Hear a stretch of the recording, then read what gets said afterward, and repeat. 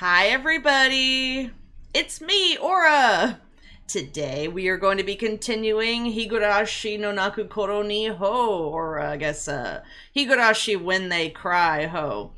I tried a slightly different setup here today, so if my sound is just wacky and off, please let me know. I'll scoot things around if need be. It feels like it's been a while. I mean, I guess it's been at least a week, right? Because I play Higurashi once a week. But it seems like it's been decades since I've seen my kids. I want to know more about the mystery of Hinamizawa. There are already some things in the sound novel that weren't really in the original anime adaptation that I watched a long time ago. So it's kind of fun to get these other points of view. It didn't take long for the anime to get spooky, but I like the slow burn feel of the horror in the sound novel. And I'm really excited to keep going. So I suppose without further ado, we should move on to the game. Let's get back to Hinamizawa. Bloop and bloop. Ah. Knew I forgot something. And there we go. Okay. We're back in it, boys. Back in the spooky village. They started talking about Watanagashi, the cotton drifting festival, last time. And I hope we can get to it today. I'm really hoping we can get to the festival today. I don't know when it's going to happen, but I'm going to do my best. Okay. Let's get started. Continue. End of chapter 5. That sounds about right. Yes. Okay, we read all our tips at the end of the last episode so far. So, let's keep going.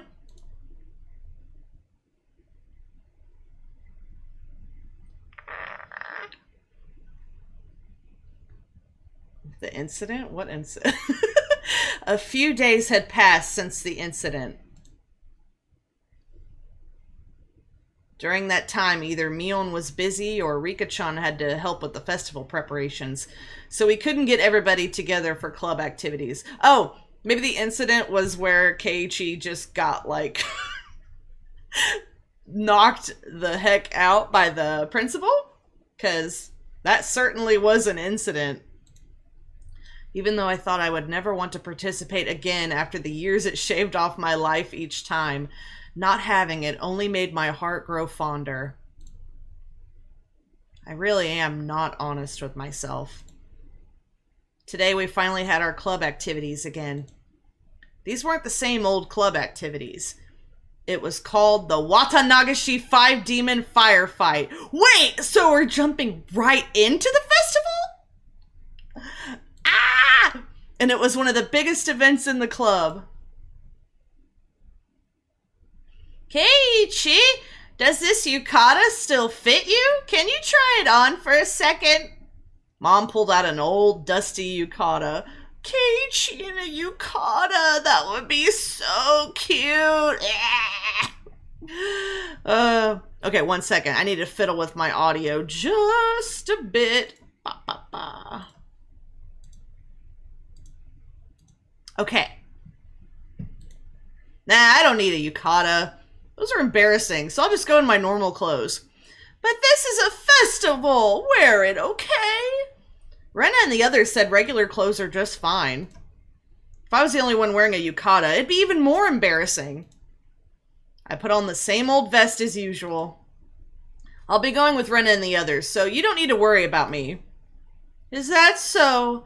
I'll be going with Dad when he wakes up. Dad let out a loud snore from the sofa. From how it looks, he must have pulled an all-nighter last night. He just finished sending in his manuscript, so he might not wake up for a while. Seems my dad writes for art magazines sometimes too. He knows so little about his family. Keiichi, you gotta be more aware, bud. I've never read it though. I wonder if my dad is a really famous artist.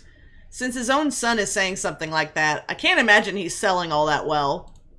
But he's able to feed a family of 3, and my life isn't exactly full of hardships. It could be that he's some master painter, and I didn't know about it. Who's here? Keiichi-kun, are you home? Must be Rena. Uh-oh, it was already time. I didn't want them coming here, so I was planning on leaving early and waiting outside. There she is, best girl. Oh my, it's Rika-Chan. Thank you for always looking after Keiichi. Ma'am, he's also been looking out for... Why are you blushing just from meeting my mom? Don't get all flustered. It really doesn't feel right. Let's go, Rena. Since Rena would continue to space out if I left her here, I grabbed her hand and dragged her out. Oh man, I thought we were going to be in for another spot of just like, you know, more character development or shenanigans, happy-go-lucky friend times, you know, but we are really getting right into the festival. Hold on a second. I need a blanket. I am cold. 1 second. Okay. I like it cold in my apartment, but also blanket's good. Rena-chan, look after Keiichi for me. How? Yes, ma'am. Even if it means I must sacrifice myself. Then why don't you do it right now? She waved back even as I was dragging her away. Hi, Irie. Thanks for coming. I always appreciate you lurking. Okay, Kei-chan, you hungry today? We'll take care of that at these stalls. You thought I'd let myself get full knowing the club activities will involve the stalls? Wouldn't have it any other way. Where are Rika-chan and Satoko? Are they already at the temple? Yep, Rika-chan's a festival committee member after all. Satoko-chan is probably with her as well. I see. All right, let's make some noise today. Yeah! We were already in high spirits with just the 3 of us here. It was way more lively at the Furude Shrine than the last time I came, far exceeding my expectations. Throngs of people were crammed between rows of market stalls, lined with colorful paper lanterns. Despite that, it was actually quite enjoyable. Sure are lots of people here. I can't believe they all live in Hinamizawa. Everybody attends the Watanagashi. I think about half the village is here. It's not just that. Municipal and youth councils from neighboring towns and villages advertise this event as well.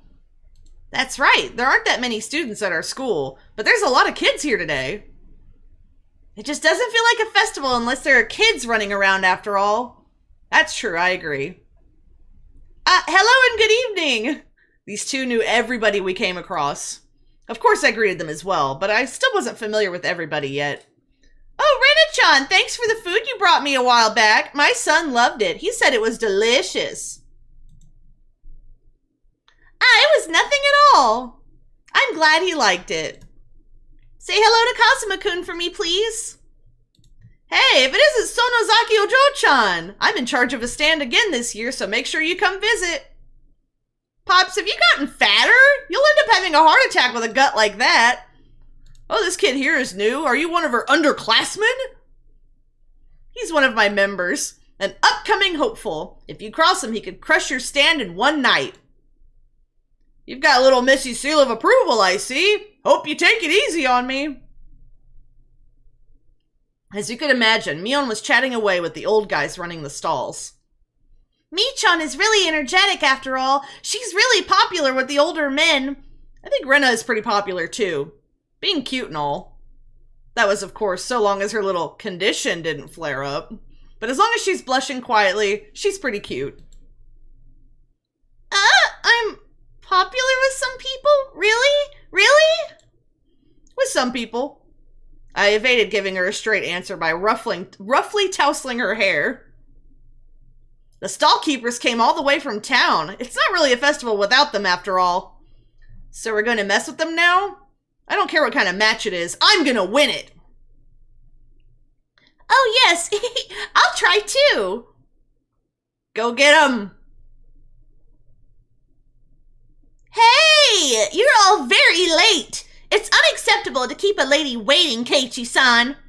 Ooh, my bad. So where's this lady I've kept waiting? What did you just say? All right, Satoko was in top form as well. Seems she was all excited about being able to get everybody in the club together for the first time in a while. Wow, Rika-Chan, cute? Rena let out an elated sigh. It seemed that the real lady had made her appearance. There she is! Good evening, everyone. Good evening to Keiichi as well. Woo! Looking good! You're looking sharp again this year. Cute! Gonna take you home! Rika-Chan was wearing a shrine maiden outfit. Yup. Rena's little outburst was completely understandable. Rika-Chan's clothes sure look like the real deal. Is that a real shrine maiden outfit? My grandmother made them by hand. They're quite authentic. Rika-Chan has an important task to do at the end of the festival, so she's wearing this. I see. Rika-Chan was on the executive committee because she performed all the shrine maiden rituals for the festival. My work is only during the finale of the festival, so I can still play for a while. But we cannot afford to waste any time. Let us begin! All right! Woo! It felt good to wander around the festival with just the 5 of us. Mion called everyone over to a stand that caught her attention and proposed a rather odd competition. Takoyaki eating race! Everyone has to buy their own. Ready? Go! A standard in vendor stalls, the takoyaki stand. What was especially standard for these kinds of events was the fact that they were simply balls of dough, takoyaki in name only. Jump scared me! It burns! Are you okay, Keiichi-kun?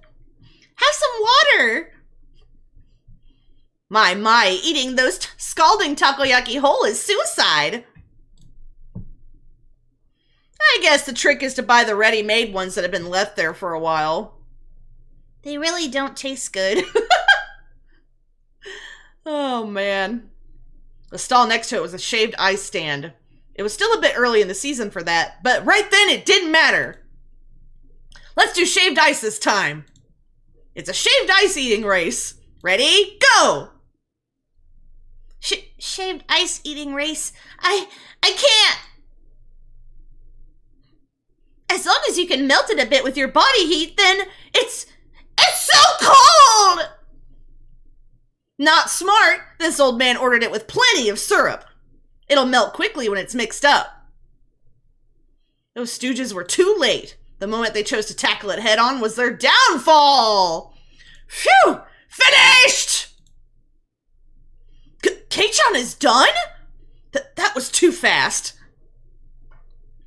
It couldn't be. Keiichi-kun, you didn't add water from the goldfish tank behind you, did you? Oh God, I hope not. That can't taste very good. Is the sound okay, everybody? I hope the... Wait a second. Oops. Wait a second! The desktop audio has been muted this whole time? Chat! Chat! It's my bad. It's my bad. Well, that's my scuff quota for the day. Next to that was another old favorite. A cotton candy stand. Why don't we do this one next? Of course, it's a speed eating contest. Hey, how do you eat cotton candy quickly? How? On Satoko's mark, Mion, Satoko, and I all compressed the cotton candy with our bare hands. The time it took to stick the whole thing in our mouths, 3 seconds. I expected Satoko to figure it out, but I didn't think Kei-chan would too. I can't have you treating me like I'm a newbie forever, can I? It won't taste very good. Okay, I hope the audio's okay. I hope I'm not too loud, and I hope the... Let me turn up the audio on the game a little bit. How's that? Rika-Chan had also crushed it between her hands and stuck it into her mouth. This is probably the only place in Japan where people eat cotton candy like this. I think only Rena's cotton candy was happy with how it was eaten. But it felt like we'd end up doing stuff like eat noodles through the nose contest or human water pump at the goldfish scoop at the rate things were going. This old man will probably still win, too. I am simply no match for Mion-san when it comes to eating repulsive things. Yeah, seriously. What's up with you guys? Are you telling me you don't want to have a Blue Hawaii Takoyaki Soba eating contest? Shake, shake. Both Satoko and I shook our heads in unison. Can we have a game that doesn't involve food this time? Can we? Rena's proposal was a godsend. It was about time we played a different kind of game. It also seemed like neither Rena nor Rika-Chan were any good at speed eating or gorging themselves. Okay, Rena, I'll let you pick out the next game. Anything is fine. Well then, I'm going to be the judge. Find cute things on the festival grounds. You have 1 minute. Fine by me. I know exactly what Rena likes. All right. I think I can win with that. Ready? Go! Oh? Why aren't Keiichi-kun and Rika-chan starting? Why not? Mion and Satoko dashed off madly, but Rika-chan and I calmly stayed right where we were. Could it be? You've already found it? The cute thing? We've already found it. Keiichi too? Yeah. What is it? What is it? I can't wait! Both Rika-chan and I stood motionless for those few moments before Mion and Satoko returned. This is probably the first time we've gone head-to-head like this. It will be the first. Rika-chan, you expect to win with that, huh? I am a member of this club as well. Win by any means is our society's third rule. Rika-chan sneered to the best of her ability. Funny to imagine. You're on! Both Mion and Satoko came back, each with their own plan of attack, stuffed in their arms. Okay then, let's go in order. Let's start with the club president, Mi-chan. Too bad, you guys. I'm ending this now. This old man brought this! I almost got jump scared again, but not that time. Where did she get those? They were old tin diamond-shaped signs. Pleb curry, snake coil incense, and Oronamin C. How about this? That's very understated. A little too understated, Mion. I used to see those stuck up on barbed wire fences. They were more nostalgic than cute. Can you explain what part of that is cute? There were puffs of smoke noisily shooting out of Rena's ears and nose, almost like a steam train. I didn't get it. I shall be up next, after I take a sip of water.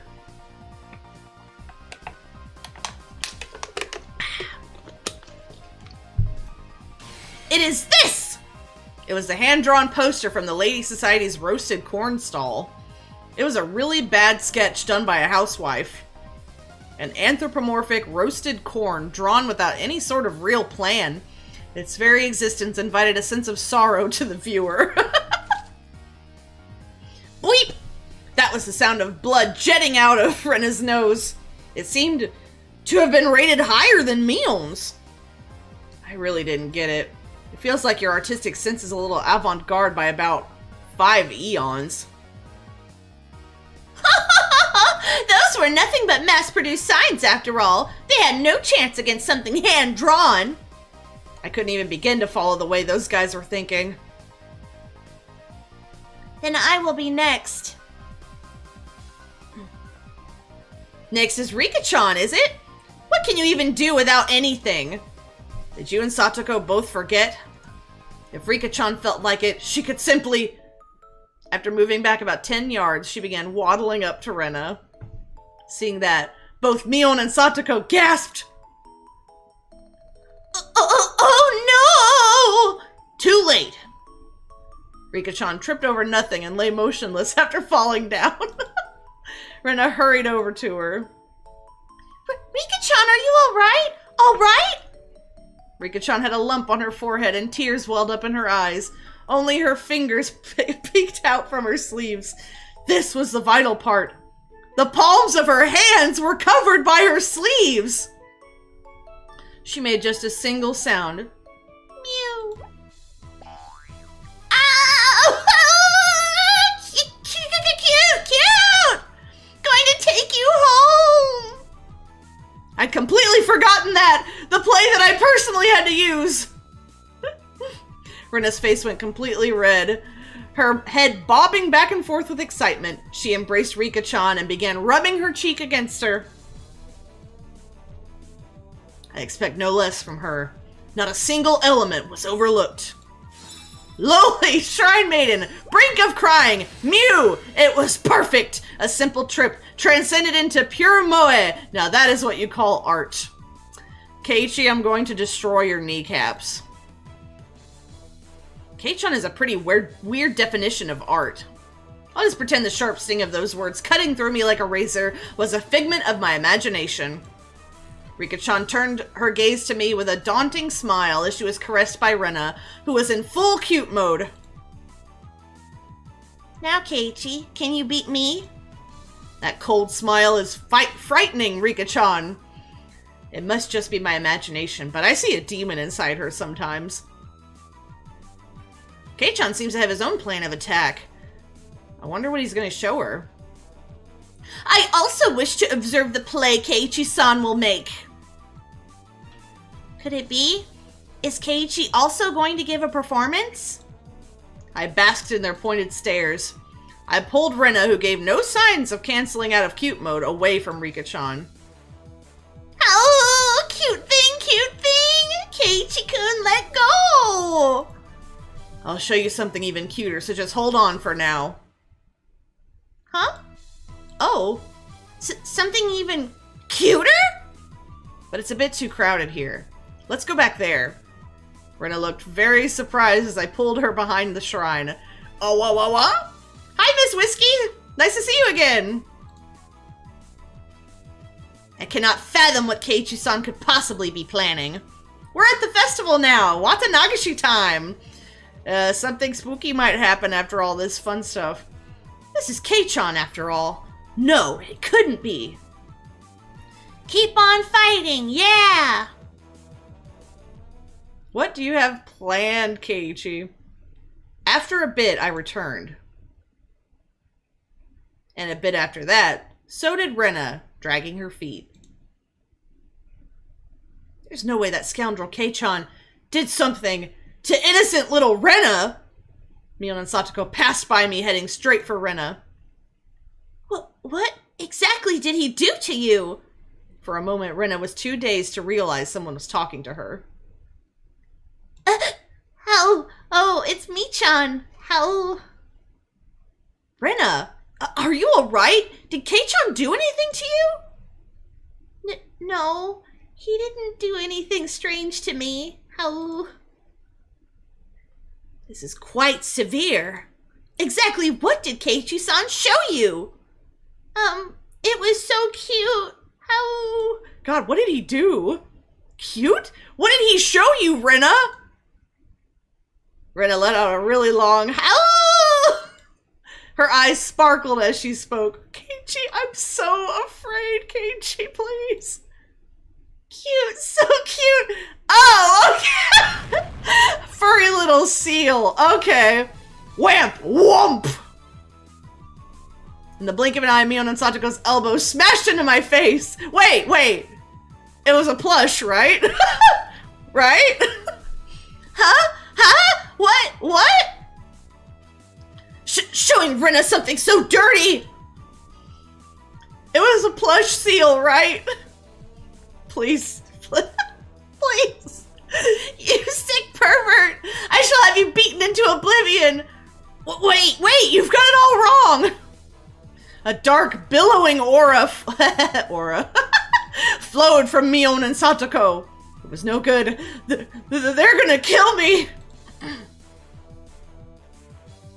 Mii-chan, I'm not sure what's going on, but you've got it all wrong. You see, Keiichi-kun had...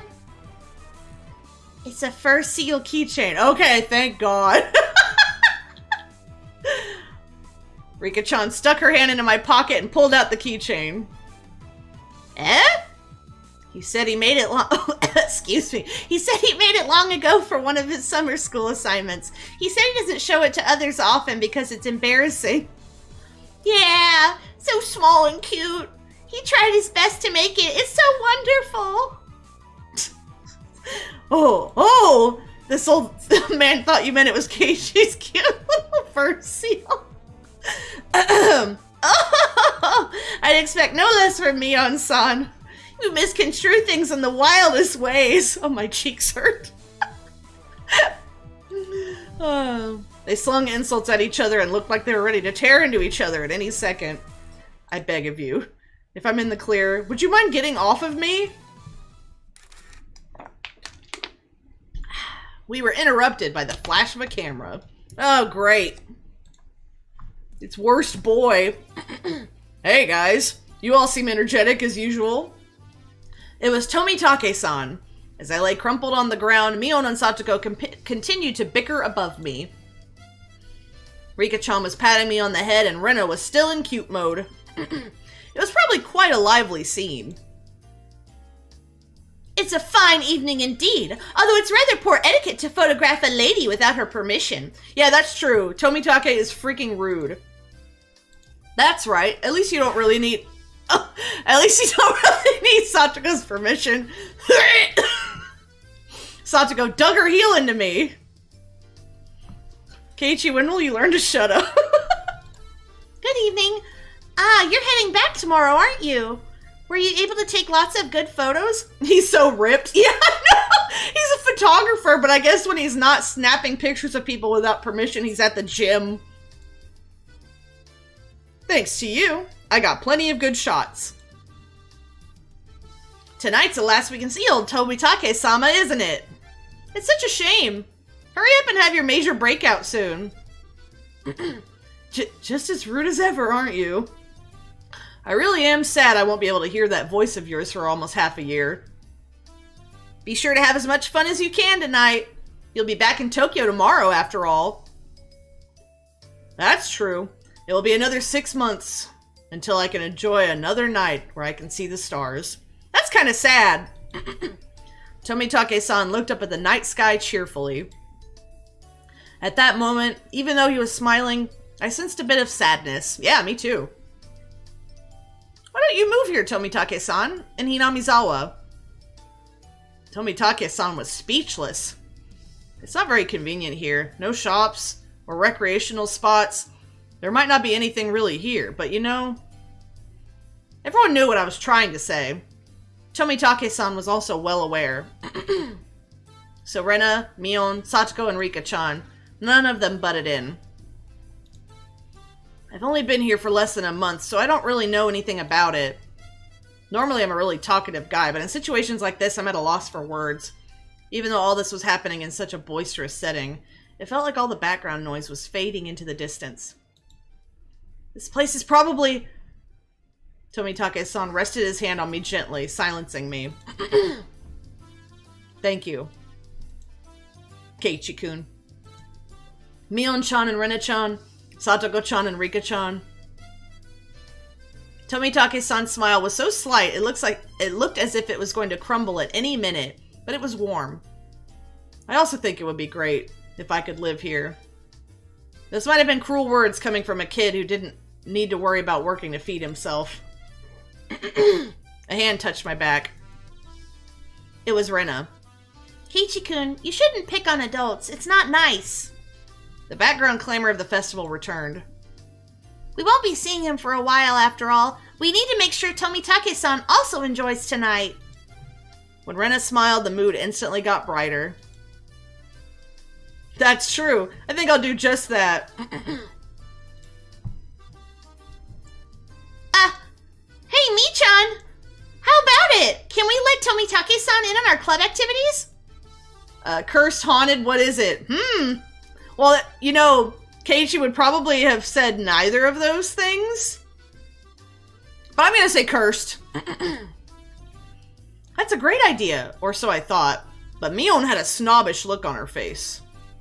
Like, Huh.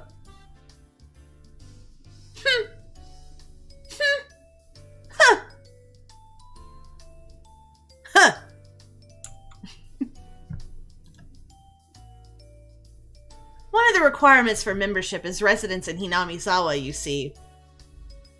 Come on, Mi-chan. Just for today, don't be mean. Well, he does come around often every year. I'll make him an honorary citizen. Wow, yay!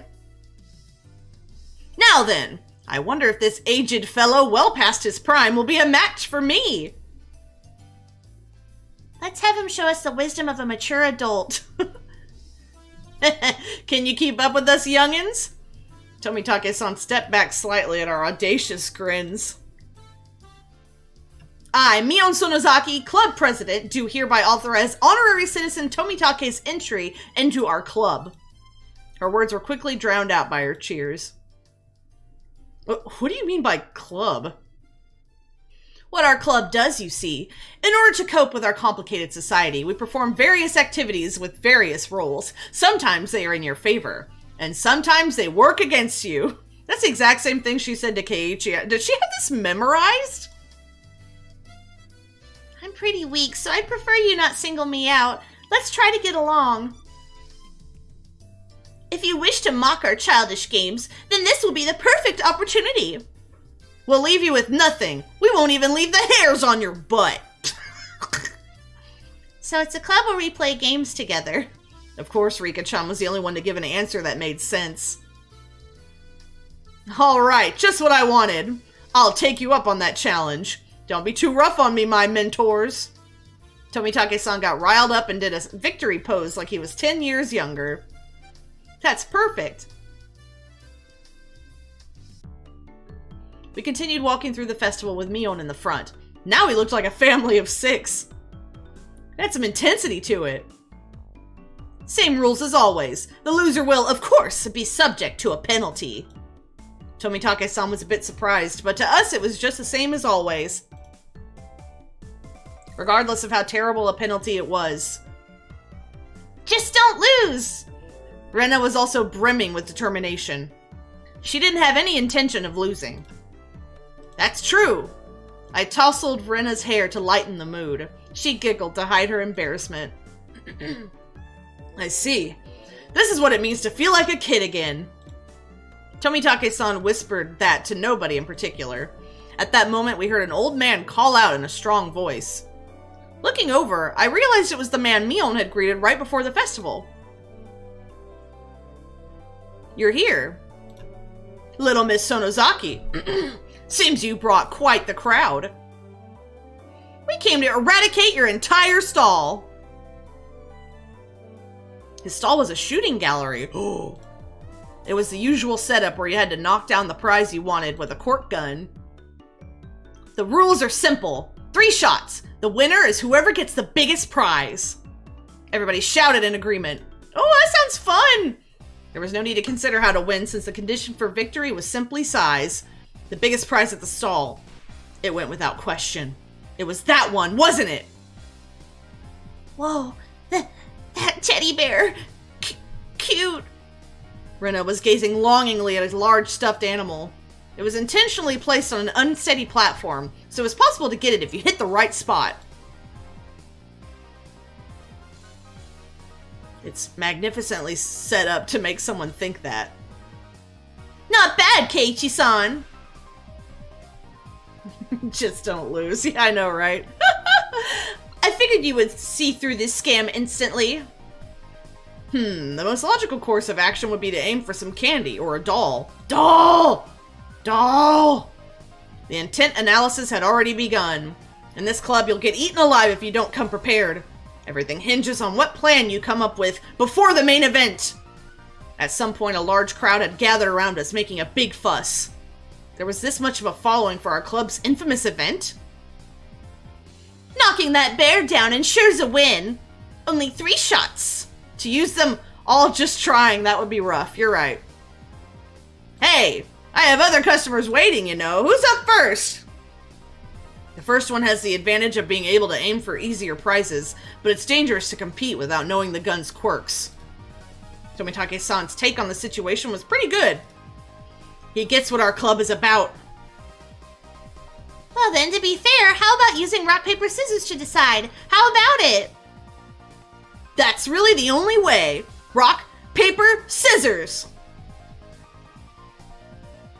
After a couple matches, it ended up with Mion being first. Ha! I didn't want to end up first.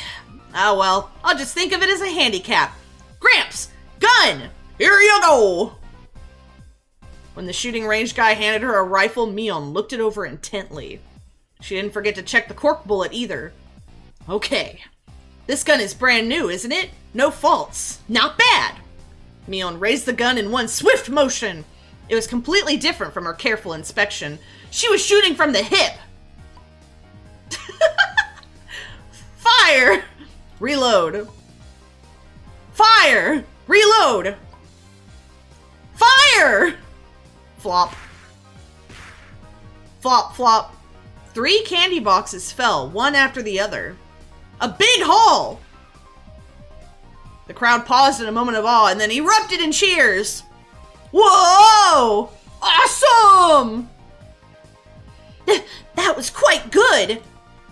Tomitake-san was at a loss for words after seeing such shooting prowess. Amazing, Mi-chan! 3! Her accuracy was incredible. Her choice of targets wasn't bad either. The 3 Mion had gone after were fairly large and pretty easy to knock over. They were all targets with a very high return on investment. Who's up next? Satoko? Careful, the bullets are light. Next was Satoko. The rifle looked a bit big for her lithe body, but it didn't seem like she had any problem with the weight. Of course! I shall aim for the grand prize! She proclaimed that she was going after the teddy bear. Damn, Satoko! Such a bold move! The moment she knocks it over, she's guaranteed to be in first. Good luck, Satoko-chan! Satoko was the opposite of Mion. She aimed at the target quite carefully and squeezed the trigger. These bullets are too light! Mion warned you. She warned you, didn't she? The first 2 bullets struck the bear on the torso, but it only shifted a bit. You need to aim higher towards the head or it won't work.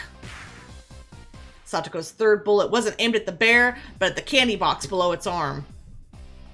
I hate to say it, but it appears the bear is just too much for me. She went boldly after the big catch, but since she switched over to less impressive prey at the last second, the crowd only gave a strained laugh.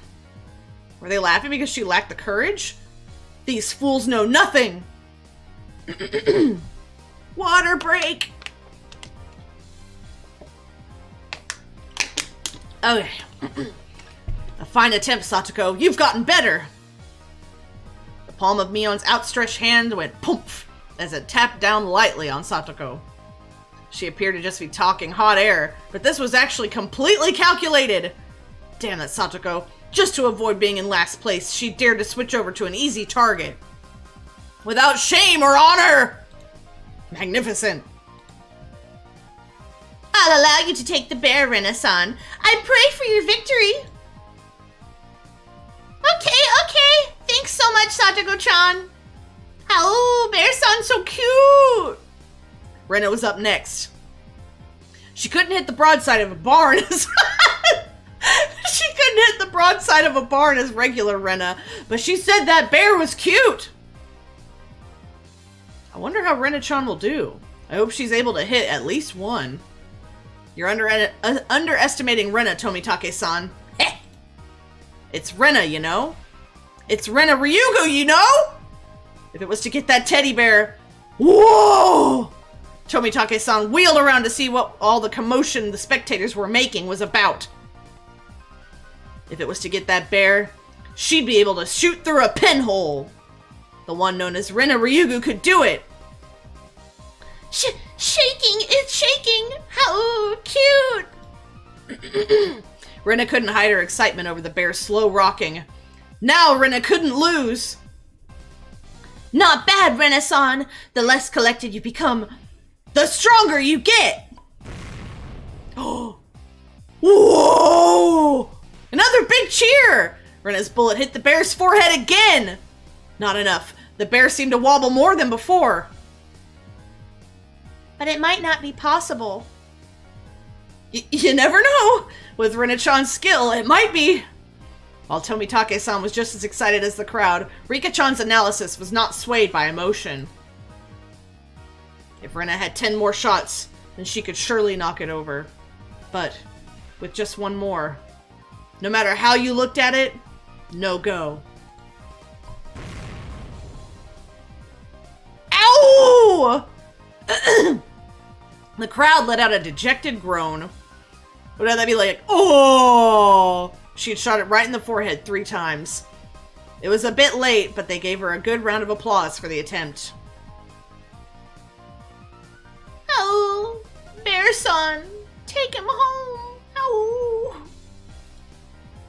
She should be praised for her valor, but she had no trophies to show for it.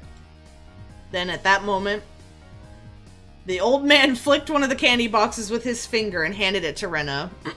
This is for you, little lady. Huh? You're giving this to me? How? The gods wouldn't forgive me if I let you go home empty-handed after such a display. There was another shower of applause. Rena turned bright red and I pulled her back over to us by her hand. You did a good job. Your cute mode really surprised me. Oh, I really wanted Mr. Bear. Wah. It was easy to see that it only needed a little more to be knocked over. Rena had done quite a lot for me. I still needed to pay her back for that delicious picnic. Win her the bear! Win her the bear! Please win her the bear! Alright, then I'll get it and give it to you. No, Tomitake! Stop! What? Tomitake, stop! Tomitake-san had stolen the words right out of my mouth. Okay. Please, Tomitake-san. Good luck. Damn you, old man Tomitake! Stealing the good parts for yourself. A small hand stretched over and fell gently on my head just before I was overcome with frustration. You keep on fighting too, Keiichi, okay? Tomitake-san carefully studied the bear. Setting his sights, he shouldered the rifle while holding the other 2 shots in his hand. Why is he doing that? Yes, no doubt. Tomitake-san is aiming for... Pwop, pwop, pwop. The time between shots was short. It was meaningless to shoot again once it stopped shaking, so Tomitake-san was relying on rapid fire to win the battle. It was visibly wobbling much more than it ever had before, but that was all. It still didn't fall over. Oh, too bad. All of Rena's momentary expectation from watching it sway violently turned into a dejected sigh. I really thought it would work. Keiichi, your turn! Oh, it seems that since you're a man, you will not be receiving any candy. Oh no. That was it. It meant Tomitake-san had no spoils of war. So both Kei-chan and Rika-chan can just shoot down a small easy prize and avoid being dead last. Avoid being the loser, huh? Oh, sorry about that. It's your turn next, Keiichi-kun. Best of luck. I was the 5th shooter. I took the rifle from Tomitake-san. If I took the ruthless route, as Miona had suggested, then I'd go for a small target. Except, when I picked up the rifle, I definitely got a feeling from it. It was burning passion! passed down to me by Tomitake-san. The regret of not being man enough to fell the bear that Rena wanted. Yes, that's right. If I didn't aim for the bear, then I wouldn't be a man! After all, that was my promise to Rena. Huh? Huh? What? Promise? What? To shoot down that bear, then give it to Rena. That one. You mean, how... The crowd went wild when they saw our conversation. Woo! Cool, Oni-chan! You got balls, man! That's not it, fine men of the crowd.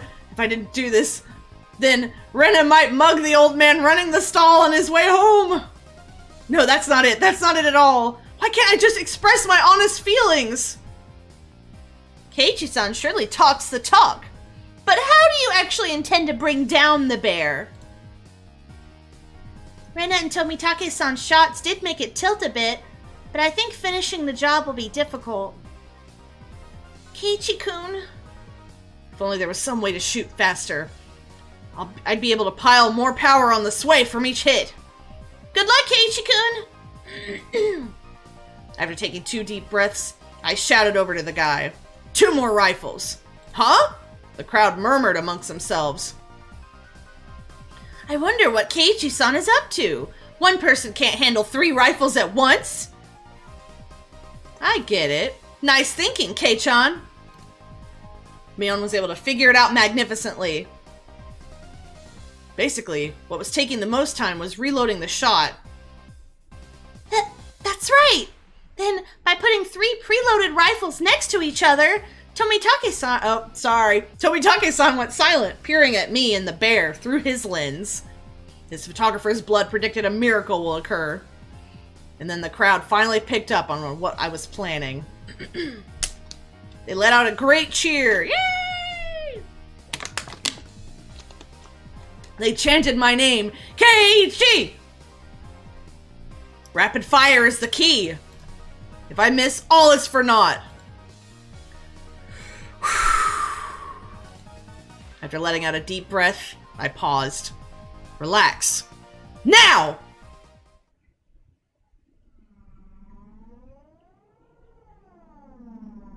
That moment, it felt like time itself had stopped. I felt like I could see the trajectory of the bullets. Hit it. And knock it down! The first shot hit the bear on its head. The second. The third! The bear swayed hard. And then...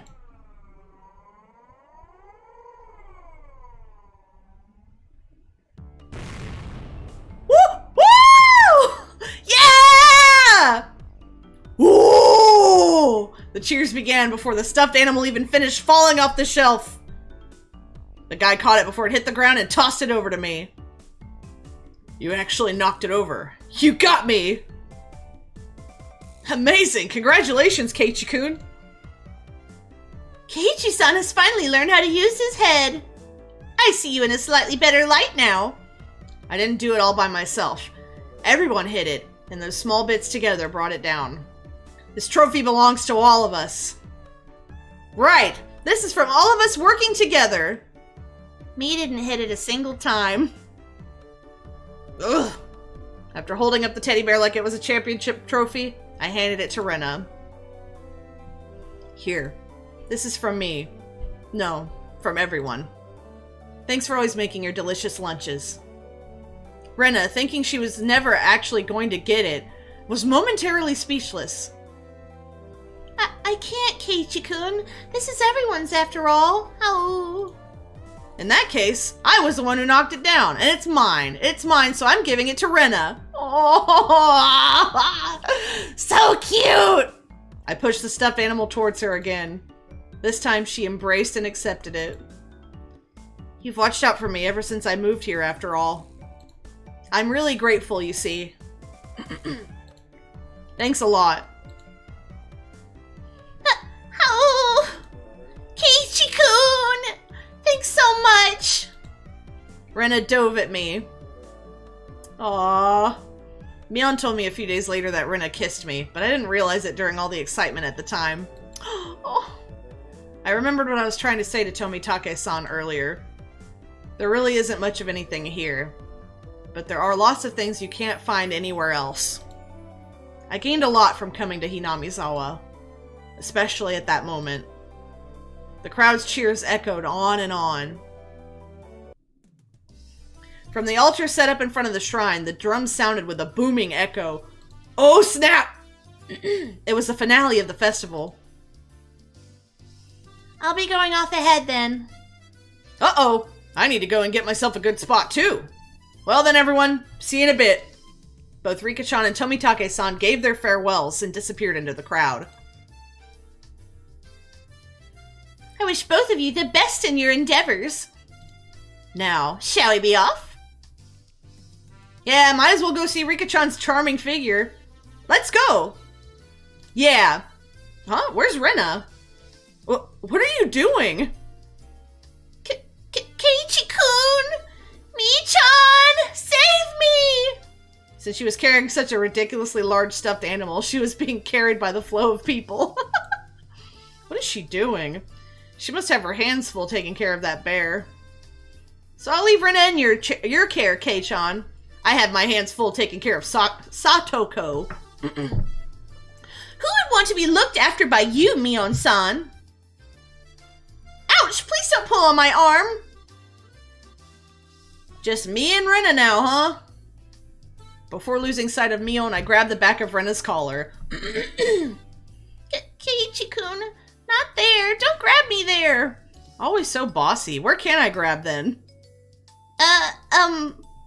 How? I didn't feel ashamed at all. Rena was ashamed enough for both of us. I grabbed onto Rena's hand and dashed after Mion and the others. We're gonna be late. Let's hurry up. Yeah! They're so cute. I hadn't realized Rena's hand was so delicate. Maybe she needed a bit more exercise and nutrition? That wasn't what I meant. Not at all. My ears burned. I tried to keep calm. I repeated the phrase, "Keep it together, Keiichi Maibata," in my mind, but it didn't look like I'd be able to anytime soon. I really didn't want Rena to see my face right then, so I pushed onwards, dragging her along without looking back even once. There was already a huge group of people gathered at the altar in front of the shrine. The fire at the altar made it as bright as midday and just as hot. There was a pile of futons warded with sanctified rope in front of the altar.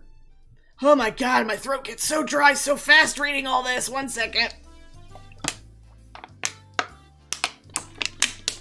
Okay. Come to think of it, they did say it was a festival where they did something with the cotton and futons. Keiichi-san! Rena-san! We're over here! Satoko waved her hand from the front row. Sorry. Making our way through the mass of people, we reached the spot they'd saved. How was it? Were you able to have a little bit of excitement with Rena? You punk! So that's what your plan was? Instead of replying, Mion gave us a perverse grin.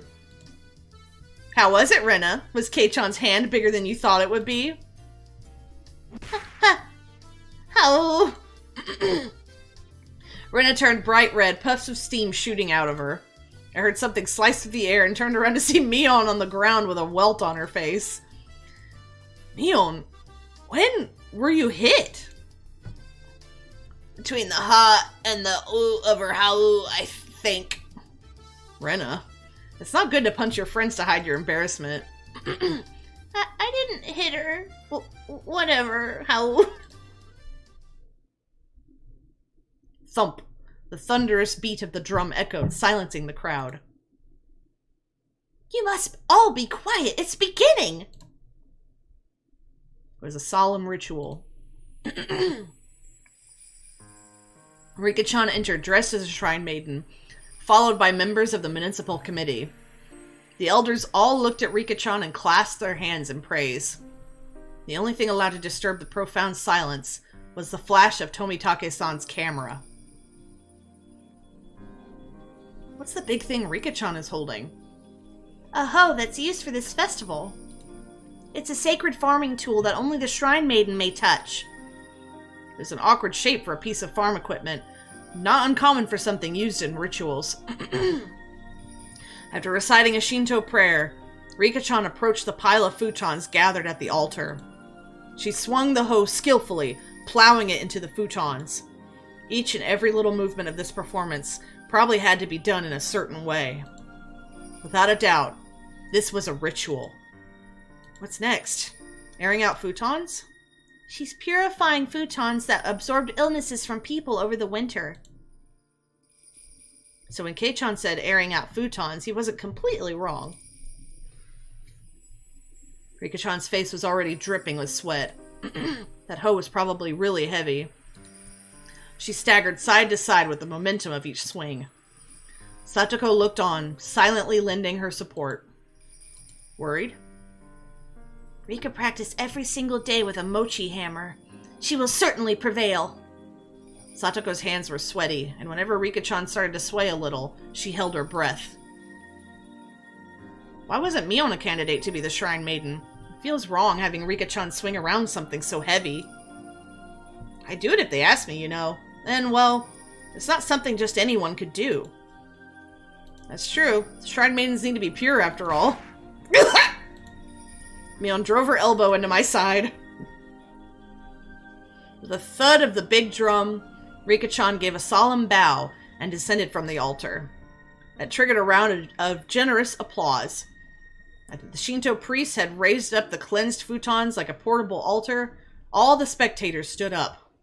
Following after the priests, we all marched on at a moderate pace. They descended the shrine's giant stairs in a line. What's happening now? Washing the futons in the river? Watanagashi means setting cotton adrift, you know. The procession continued right up to the bank of the stream. A fire was stoked high, and it was bright as day here, too. People started crowding around it and clamoring. All right, get in line. Line up, Keiichi-kun. I wondered what was up. Maybe we'd get some holy wine? Red and white bean buns? It's not food. I said it was cotton. Ah, but of course. They didn't call it the Watanagashi for nothing. I finally understood. The municipal committee members pulled out the cotton from inside the futons and balled it up like mochi, handing it out to people. Rena dove into the line and brought out some for me as well.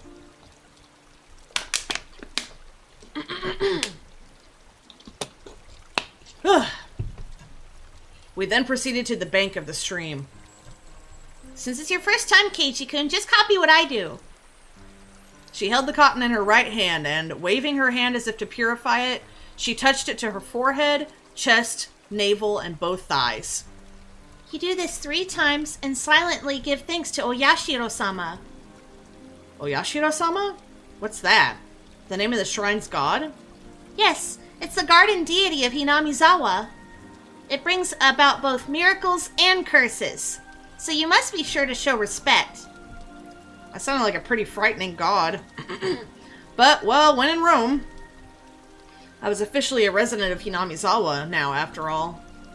Doing as Rena showed me, I touched the cotton over myself 3 times. Thank you, Oyashiro-sama. Thank you, Oyashiro-sama. Oyashiro-sama. This way, all the evil that possesses you is sucked out by the cotton.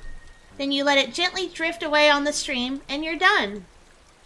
Together, Rena and I set our pieces of cotton afloat on the surface of the water. The flowers of cotton blooming in the water had sucked out all the evil festering in Hinamizawa and drifted off, disappearing into the distance. It was wonderful, like those floating lantern festivals I'd seen on TV. The best part, though, was feeling like this rite of passage had made me a true resident of Hinamizawa. Woo!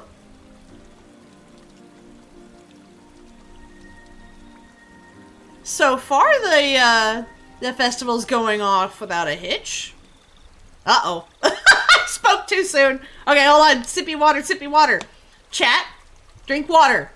This is an order.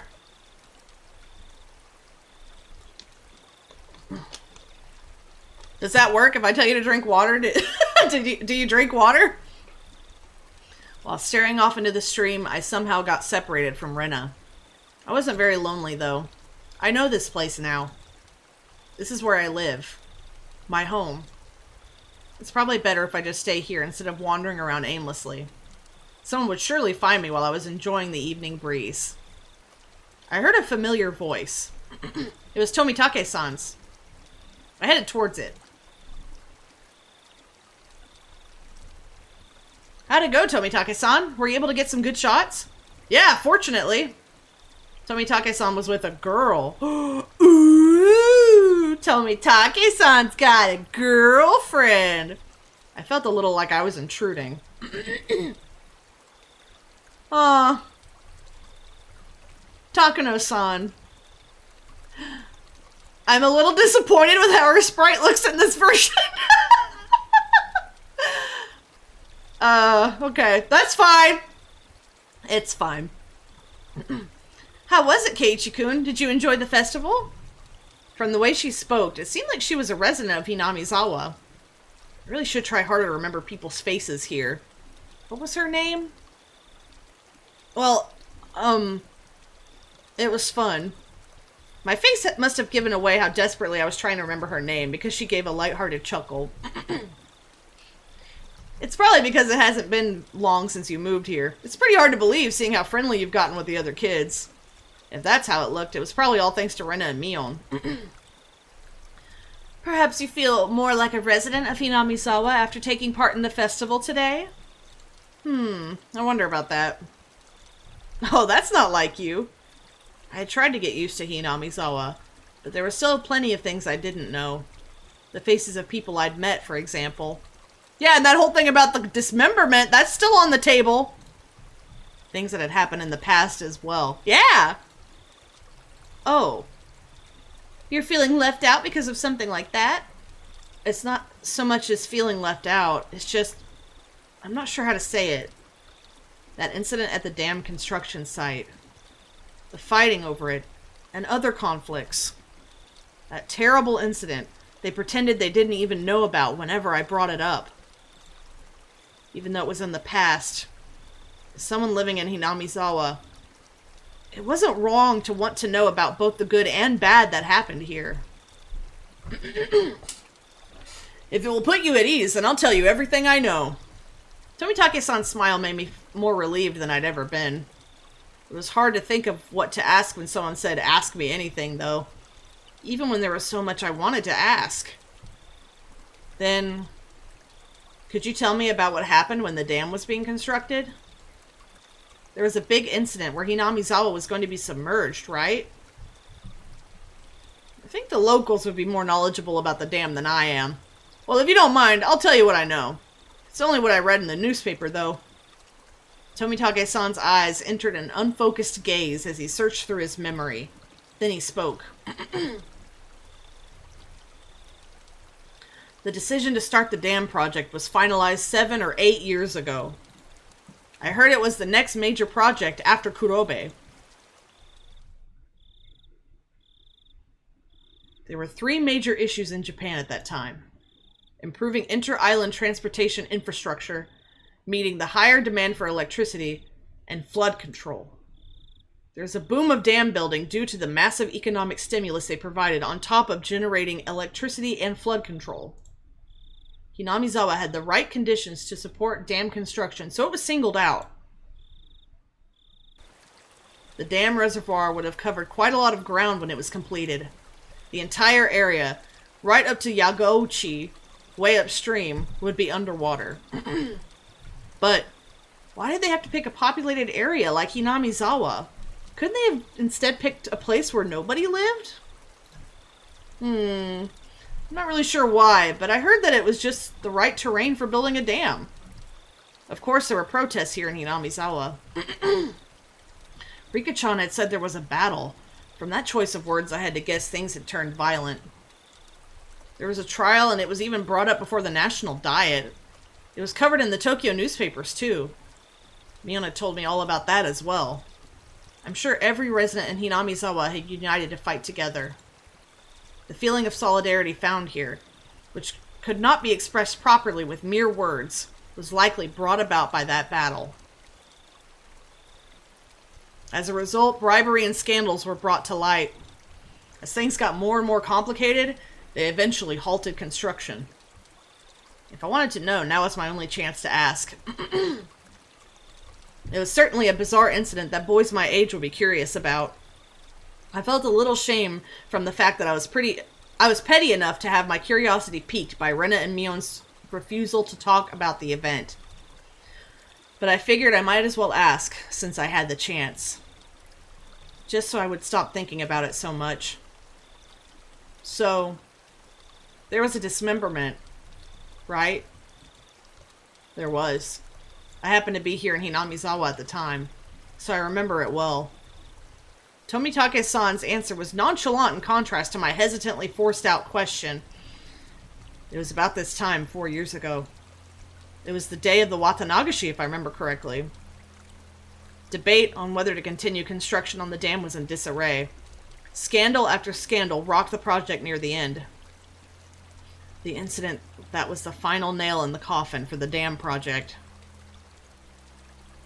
A fight at the dam construction site ended in the victim being murdered. Fearing prosecution, the 6 assailants divided the remains into 6 pieces, and each hid one. 5 of the 6 criminals turned themselves in out of guilt, but one was still on the run. The right arm he'd hidden had yet to be found. The major details lined up with what was in the tabloid I'd read earlier. It certainly was a tragic incident, but it wasn't so terrible that Rena and Mio needed to hide it from me. I guess I didn't want someone who just moved here to have a negative impression of Hinamizawa. I felt grateful for having friends who worried so much about me, as well as shame for still being so interested in it. It was near the end of all the trouble with the dam, you see, so everyone was saying that it was Oyashiro-sama's curse. Oyashiro-sama's curse, huh? Oyashiro-sama was the name of the god at the shrine that held the festival today, if I recalled correctly. I see. Their guardian deity rained divine punishment down on the evil dam construction for trying to flood Hinamizawa. Apparently the younger ones didn't think so, but it seems the elderly in the village never doubted that it was Oyashiro-sama's curse. The woman with Tomitake-san said with a mischievous chuckle. Tomitake-san began laughing with her. It was so infectious I began laughing as well. More water.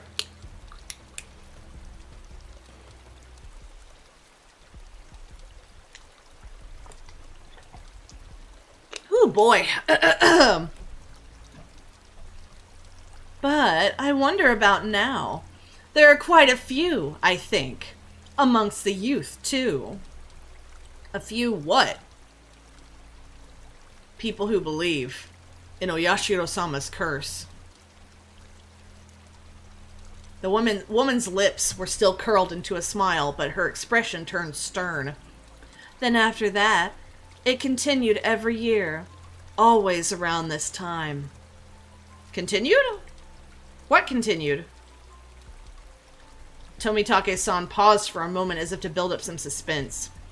Then he whispered to me, as if someone might have been listening. Every year, on the day of the Watanagashi, somebody dies. The year following the dismemberment, on the day of the Watanagashi, a man from Hinamizawa who had supported the dam fell off a cliff overlooking some rapids and died while he was on vacation. Unfortunately for his wife, the body was never recovered. He supported the dam constructions even though he lived in Hinamizawa. At the time, there were whispers amongst the elderly saying it was Oyashiro-sama's curse. The woman chuckled mischievously again.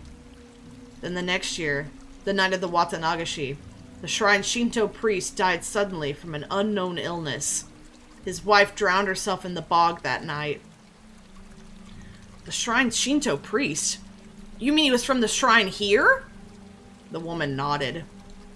There was a rumor amongst the villagers that they weren't able to quell Oyashiro-sama's anger. Then the year after that, again on the night of the Watanagashi, they discovered the battered body of a local housewife. Housewife? Up until now, all these mysterious deaths were people involved with the dam, or who had connections with Oyashiro-sama. With that in mind, Could the housewife have been involved in some way too? Exactly, the woman stated slyly. No, it was more menacingly. One of the victim's relatives, you see, was connected to the younger brother of the dam supporter who fell to his death 2 years before. The younger brother is still alive, it seems, but it did bother him quite a bit, so he moved to the neighboring town. For a while, I stood there with my mouth agape. The battle over the dam construction, with Hinamizawa's future at stake, and the murder at the center of it all. That was all I knew, and that was all I wanted to ask about, but that wasn't all there was to the story. Homicide, body disposal, accidental deaths, terminal illness, suicide, fatal beatings. I'm a pretty level-headed person. I don't really want to believe in curses, but the freakish deaths happened every year on the day of the Watanagashi, and all of them were related to the dam construction? It was easy to dismiss each of them as coincidences by themselves, but when you put them all together, dismissing all of them as coincidence would then defy logic.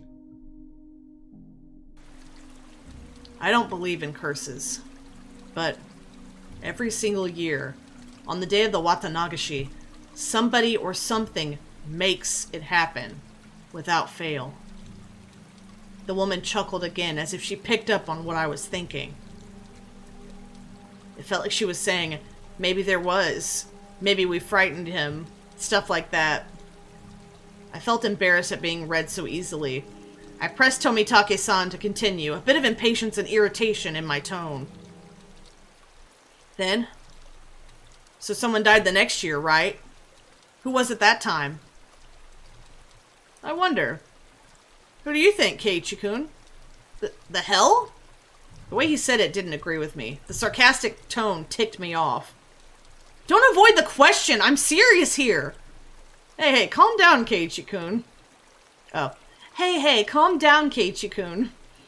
I realized when she tried to calm me down that I'd been panicking. We aren't trying to avoid the question, Keiichi-kun. It's just, when you say the next year, that's today. When she hesitated to say it, Tomitake-san finished for her. I broke into a cold sweat. I really didn't like the direction this was headed. I keep forgetting Keiichi is in these scenes because he doesn't have a sprite. I know! I wish he had a sprite! But I guess it's supposed to be like first person kind of view. But man, I wish he had a sprite! I love Keiichi!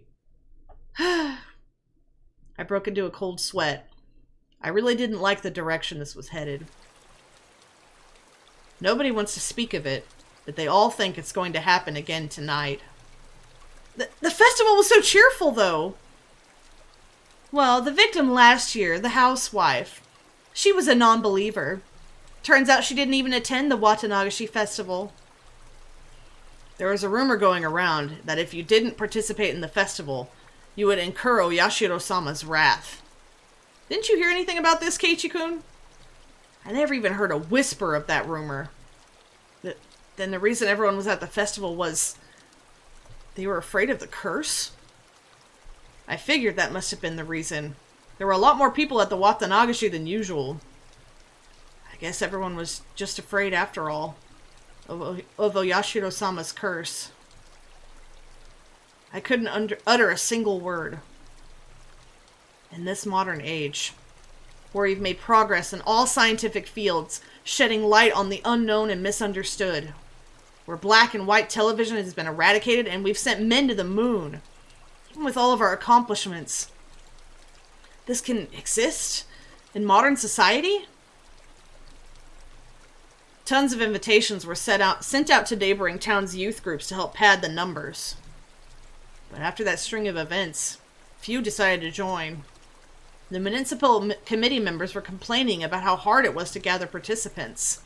Also, the police are treating each case as isolated. They don't believe they're connected. They're trying to keep it quiet, so it's all plainclothes officers. It finally began to dawn on me why Rena and Mion were reluctant to talk. If nothing happened during this Watanagashi, everything would be over with and I'd be none the wiser. I've solved it. The murders are all done by Watanagashi organizers trying to get the attendance numbers up. I mean, honestly, that's looking kind of likely so far, isn't it? If nothing happened, all would be well. In that case, it would all end up being just crazy talk. I should have just pretended like I knew nothing from the beginning. Then they wouldn't have had to act like nothing happened. And we would have all gotten back to life as usual. Maybe it was just too much for him after all. The woman ran her fingers through her hair as she sighed. No, it wasn't. Not at all. I had tried to act strong, but that just served to emphasize how much the information had unsettled me.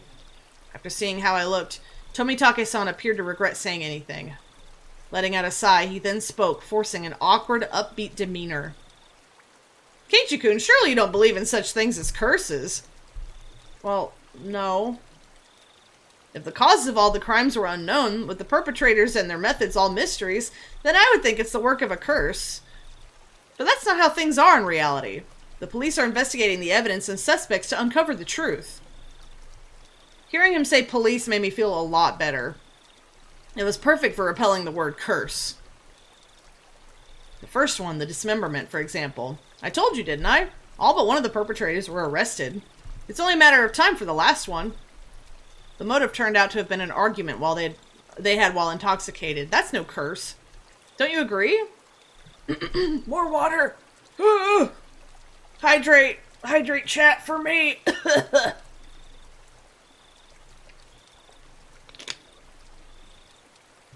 That was true.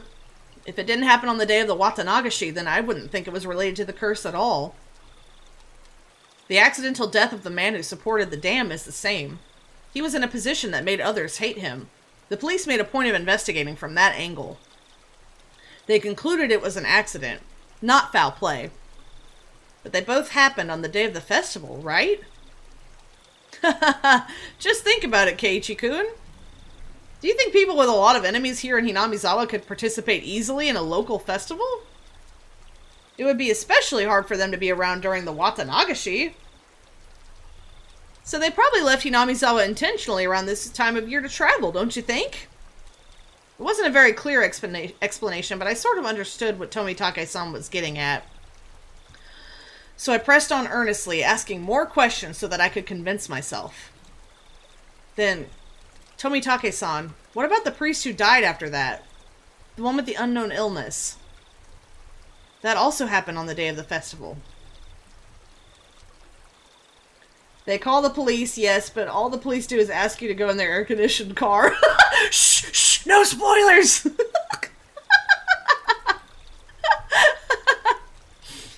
It's even easier to explain what happened to the Shinto priest. The Watanagashi is a really big event that happens once a year. It's probably from all the built-up stress. Or it may have been because of a pre-existing condition. But it was an unknown illness. It's hard to believe something with an unknown cause could exist with all our advances in medicine. It's just an exaggeration. Rumors making rumors. Anyone would get worked up over having incidents happen 2 years in a row. The sudden death is quite unnatural, though. Of course, the police ordered an autopsy because of the strange way he died, but there wasn't enough for them to open a full investigation, you know? Turns out it was just a sudden death due to illness. The priest's wife committed suicide, correct? What about that? I believe I already explained that. Everyone was shaken up by the incidents happening for a third year. Those who were of strong faith were quick to believe it was the work of the curse. Of course, that included the priest's wife. Apparently they found a suicide note that said something like, "My death will quell Oyashiro-sama's anger." Well then, how about the next incident with the housewife? That happened on the day of the Watanagashi too. The perpetrator has already been caught and the case has been closed. Turns out it was just some nut job trying to continue the legacy of the Hinamizawa curse. Then, how about the incident the next year? Oh yeah. This year is the next year. Tomitake-san gave a hearty laugh. Nothing will happen. Not this year. There was never a curse to begin with. It's just that a group of people believed it was the explanation for a string of coincidences. My internal computer finally got itself back on track. I felt a bit embarrassed by how childish I'd become after losing control and panicking. I can see very clearly now that Keiichi-kun really does love Hinamizawa. Even if Yashiro-sama's curse really did exist, Keiichi-kun couldn't bring himself to believe that such a thing existed. I felt very relieved. I should probably just forget everything I heard tonight. I'll greet Rena and Mion tomorrow with the same smile as always. They probably also like tonight to end without incident, so they can continue on tomorrow without having worried me. Perhaps seeing my change in attitude, the woman who had been listening in stretched as she got up from the rock she was sitting on. Well then, I should be getting back. Goodness, I think I might have gone on a bit too long. There were so few people compared to the crowd from before. I could only make out a few groups of families enjoying the cool evening air. I looked at my watch. It seemed we talked for the better part of an hour. Didn't you come along with your friends, Keiichi-kun? Not going to look for them? Oh yeah, they might all be looking for me. You're quite the scoundrel making the girls look for you. See you, Keiichi-kun. Have a nice night. You too, Jiro-san. Oh, that must be Miss what's her name? Takano. See you, Keiichi-kun. Have a nice night. You too, Jiro-san. I'll see you a bit later. Woo-woo. Tomitake-san seems to be quite the scoundrel himself, so his name is Jiro. After dusting off her backside, she disappeared into the crowd of people, still busy cleaning up the shrine grounds. I love how every time I make a prediction or try to remember things for the thumbnail / title of the videos, I always get it wrong. It's so funny. Keiichi-kun, so sorry! In her place, Rena came running over. I could see all the others behind her. Speak of the devil. My bad, Kei-chan. We got so caught up in our discussion, I completely forgotten about them while caught up in my own conversation, so we were evened. My, so Tomitake-san was with you. This works out perfectly.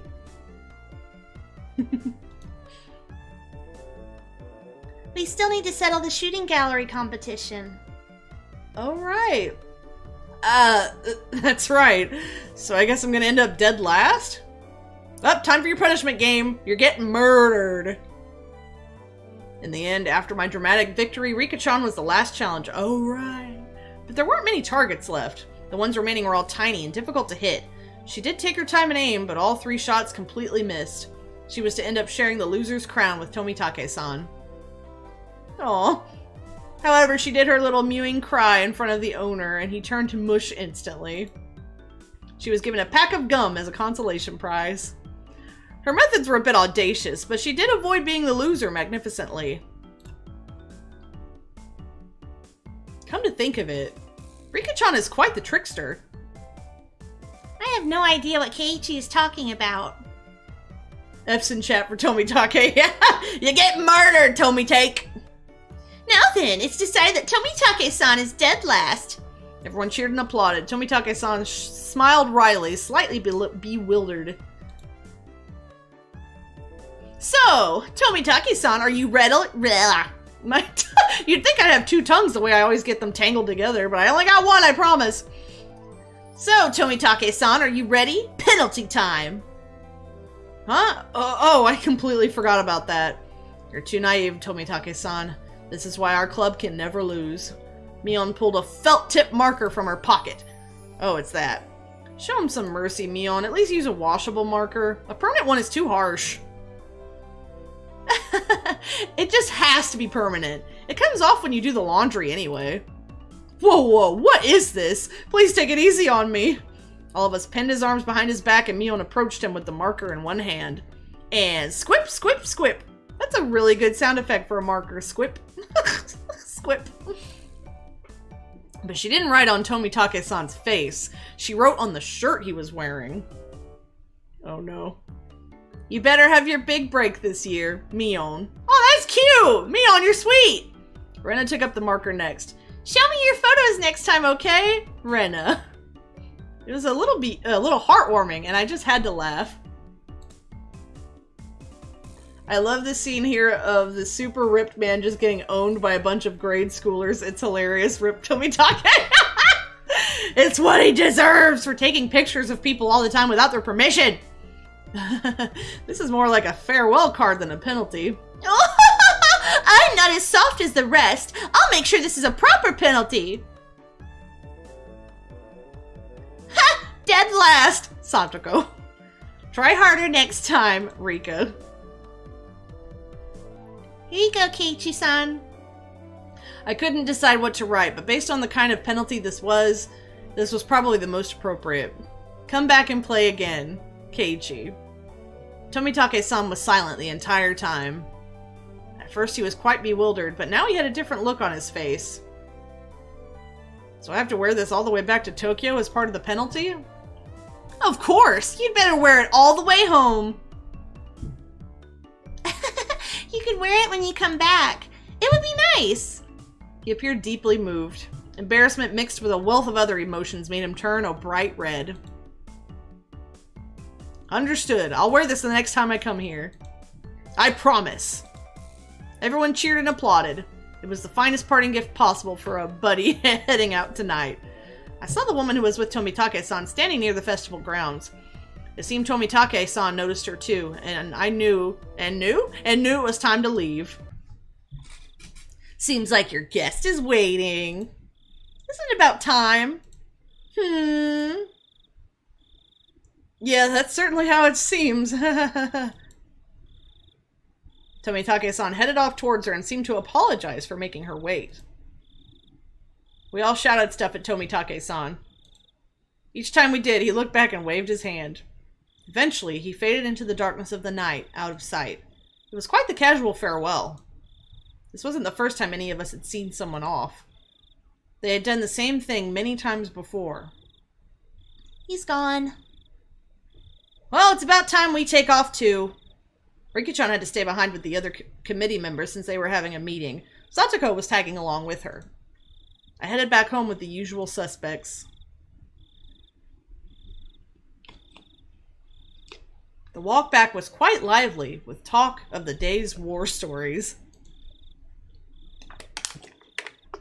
Should have done this, should have done that kind of stuff. Rena and I parted ways with Mion, and then it was just the two of us. Ooh! Then we got to my house, and I parted ways with Rena as well. It's already pretty late. Are you alright by yourself? Yeah, I'm perfectly fine. It's close. I'm going to run, too. If you run into some weirdo, just yell. If someone does come, will you come and save me, maybe? Maybe? If I hear you. Oh, okay. Tomitake's gonna have adventure tonight. Yeah, it's true. I'll scream loud enough so you can hear me. Rena, come back. Merrily spinning her arms around at high speed, Rena dashed off. She was fine. In that mode, not even an adult could stand against her.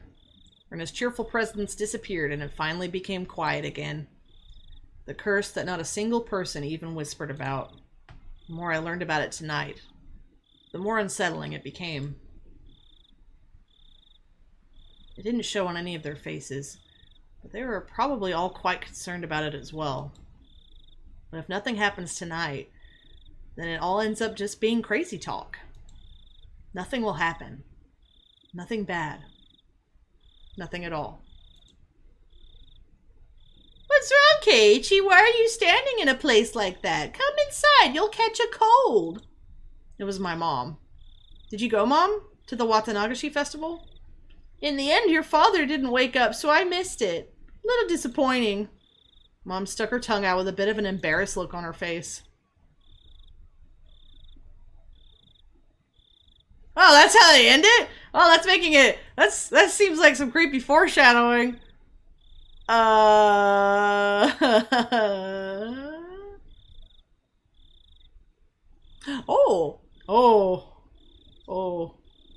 Okay, we got more tips. Okay. Got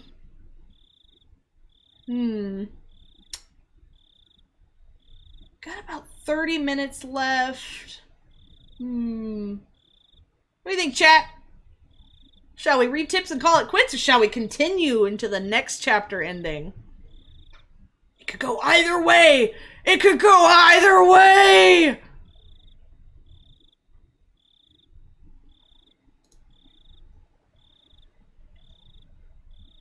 I say we can probably continue, huh? You think? Yes?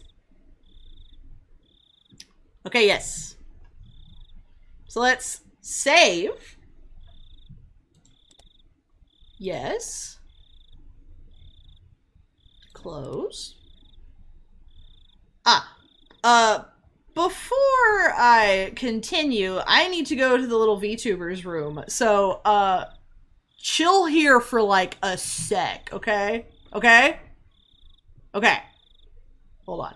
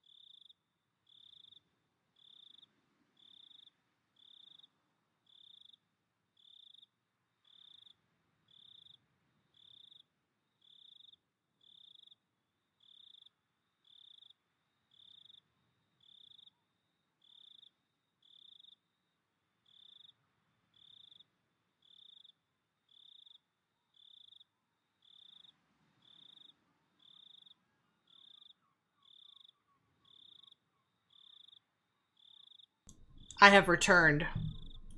All right, let's go!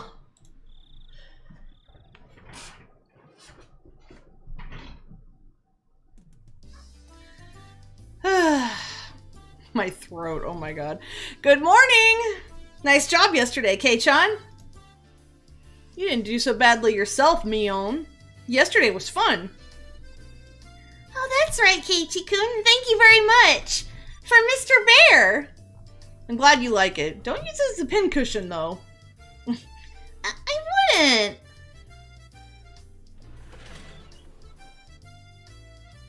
Out of curiosity, are you spoiled for anything for HIGU, or are you going in blind? I have watched the entirety of the original Studio Dean anime series years ago.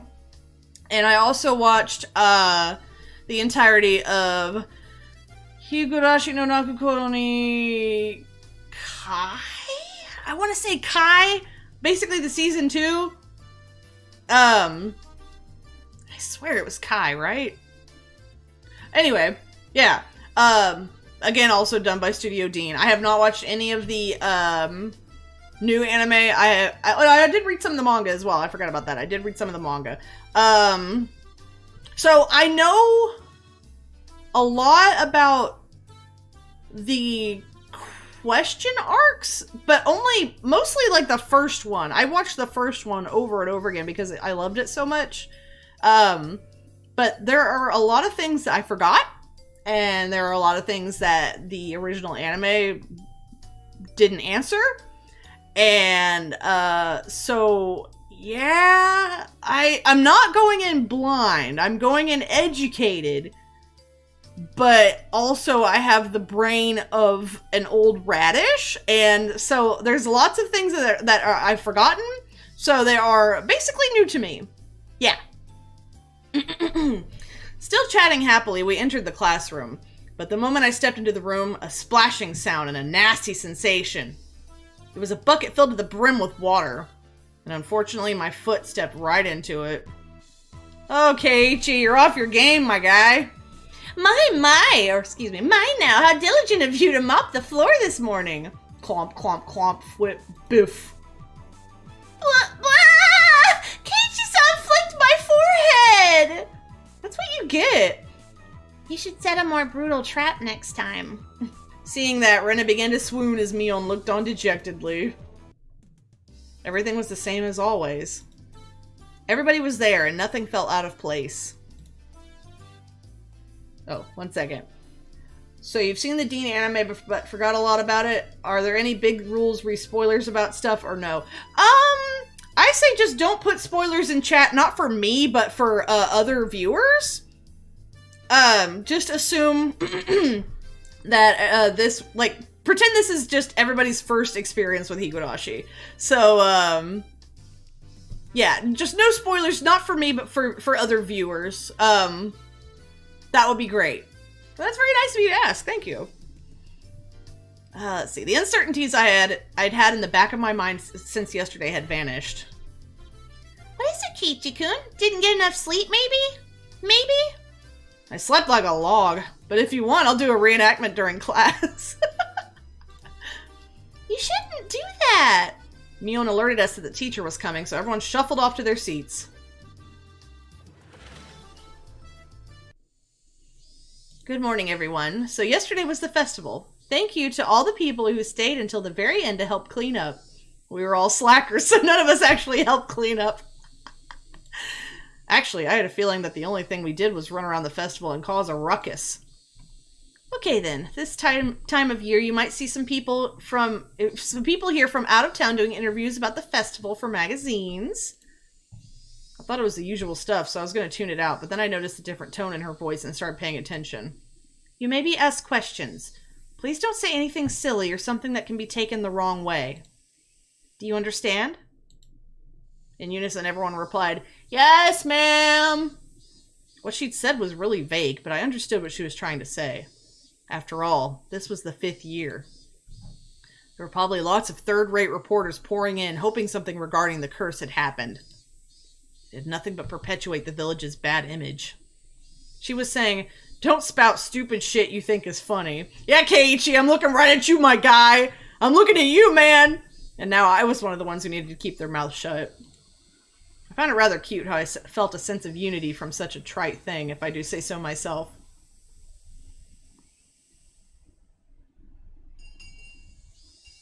School's over! I was summoned to club activities after school. Since everybody was still pretty tired from yesterday, we just spent the day relaxing Yeah, that wasn't happening! Today, let's play a classic game of deduction. How about this one? Oh, a game from overseas. Looks interesting. Remember, no telling reporters about the ritual dismemberments, kids. Ugh. The instructions are in English, but the rules don't seem that hard. Well, hopefully no one died this year, right? Because this is a happy game. No one ever dies in Higurashi no Nakukoro ni, right? Link.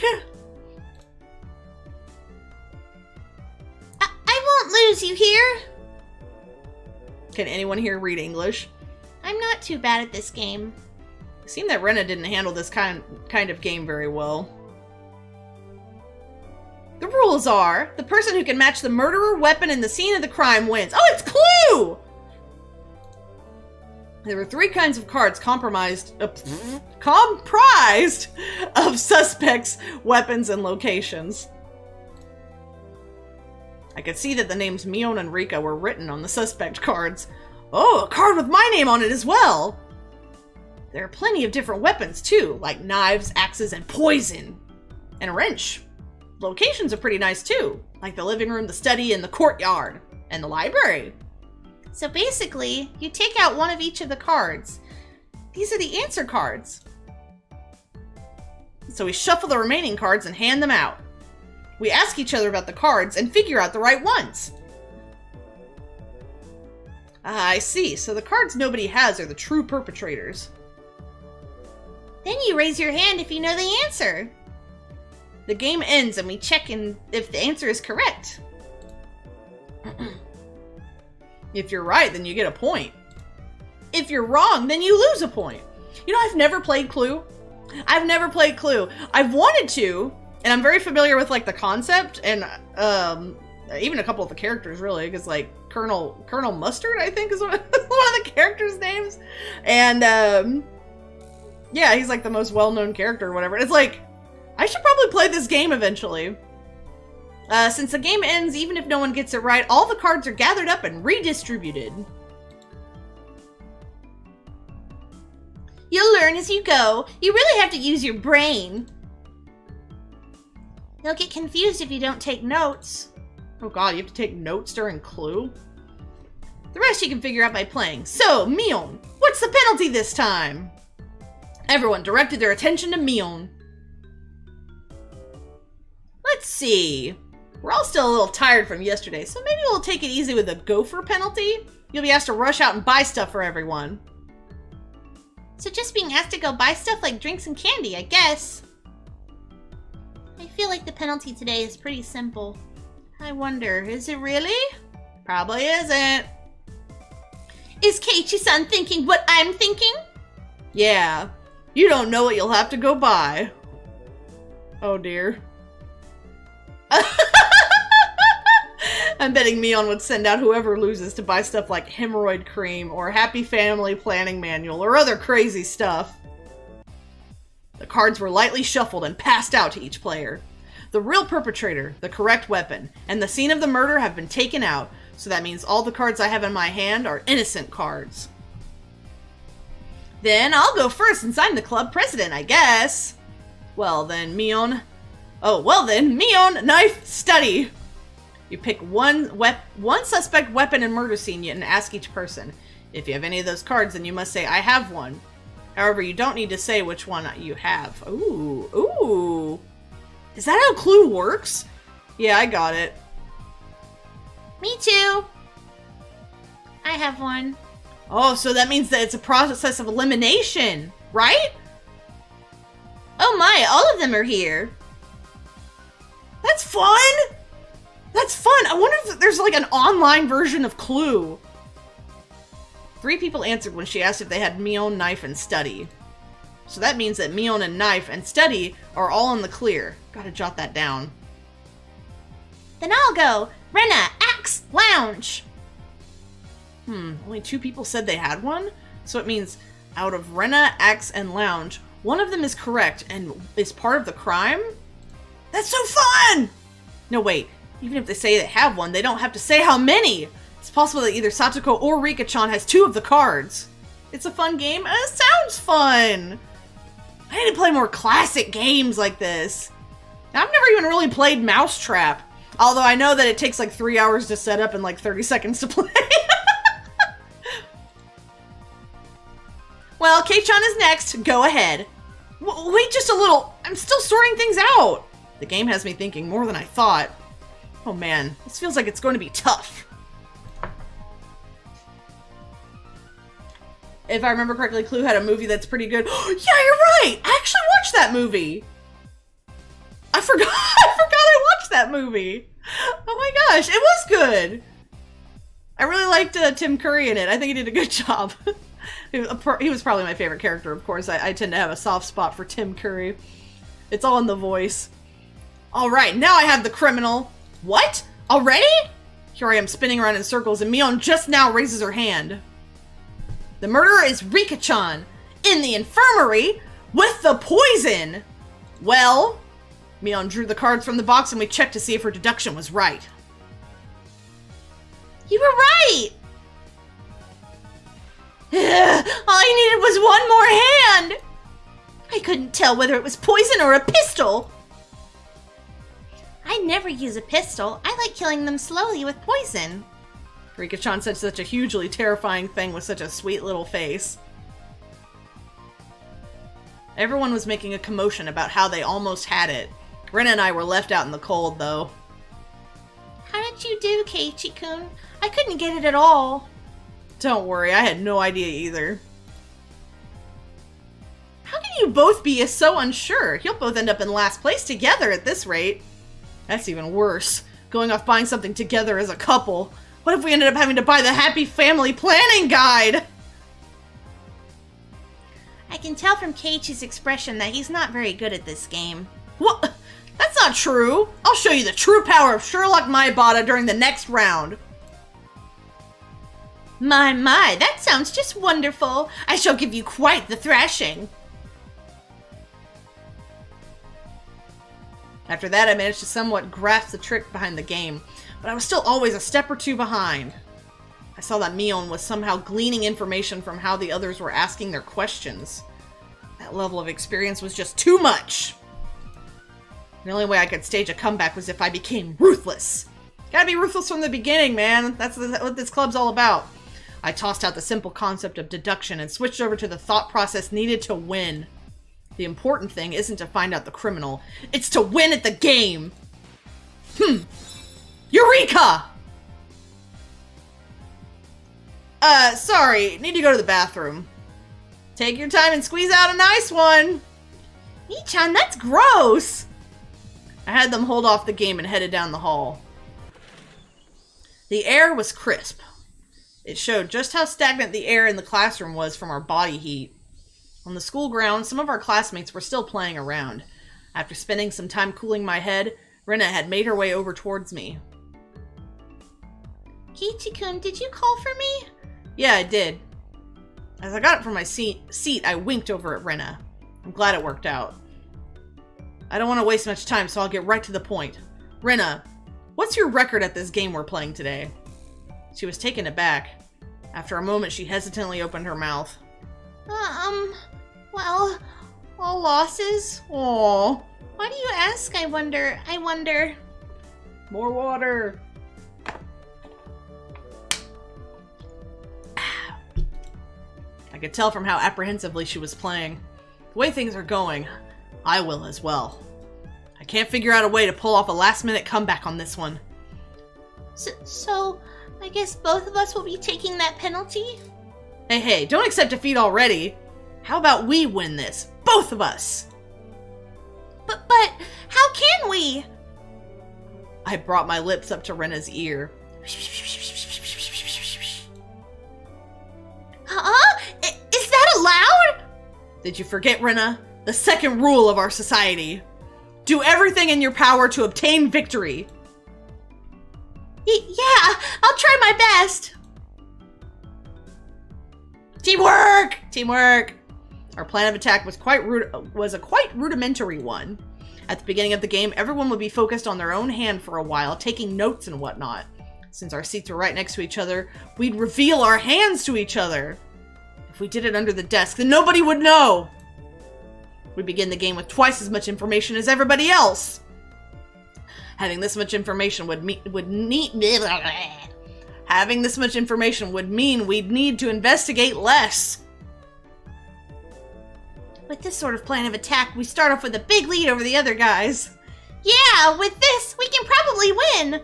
We both smirked at each other. If I was the shady businessman, then Rena was the corrupt senator. Pleasure doing business with you. They're gonna win by eating the cards. That would be great. I wouldn't put it past maybe Keiichi or Mion to do that. Then let's hurry back. We'll work as a duo to surprise everyone. Hey now, there's no point if we go back together. It would be like flat out telling them we made a little arrangement. Oh, sorry. Then what should we do? Go back ahead of me, Rena. I'll take my time coming back after washing my face or something. Okay, got it. Rena turned around and headed back to the classroom. I guess I should wait a bit longer before going back. If I went too soon, it wouldn't seem like I went to the bathroom. If Mion or one of them suspected something, then there would be problems. Well, they'd figure it out sooner or later, because both Rena and I would start winning over and over again. Both Rena and I will have earned enough points to avoid being the losers by the time Mion realized what was happening. Excellent.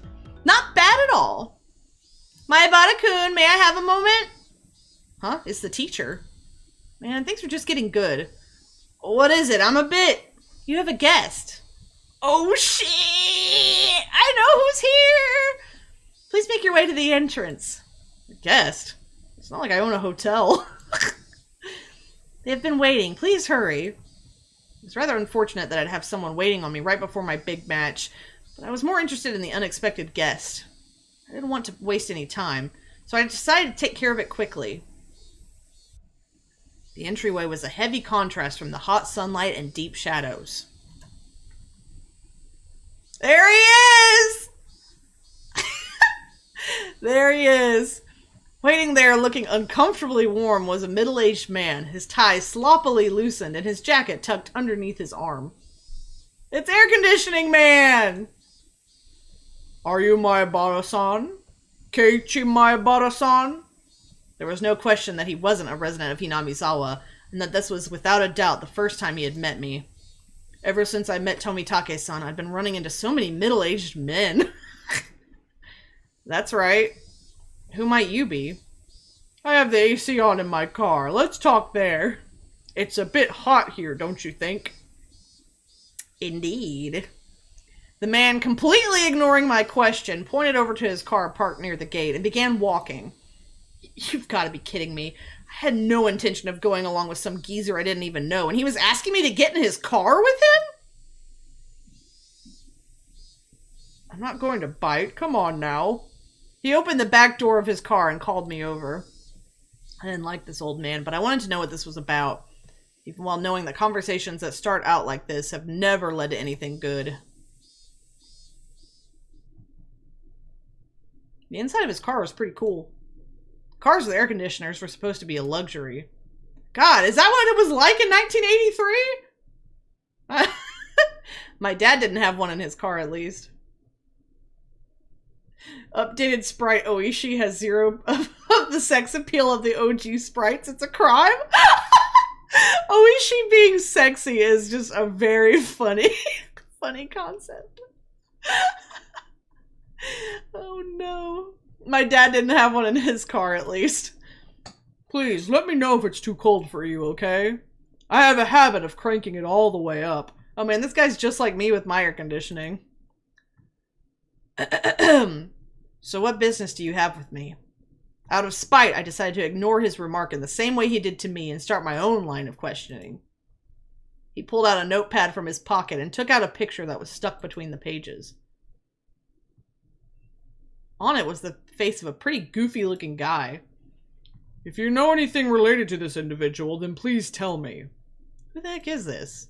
I doubt even his close friends would be able to recognize who he was from this expressionless picture that looks like it was taken at the DMV.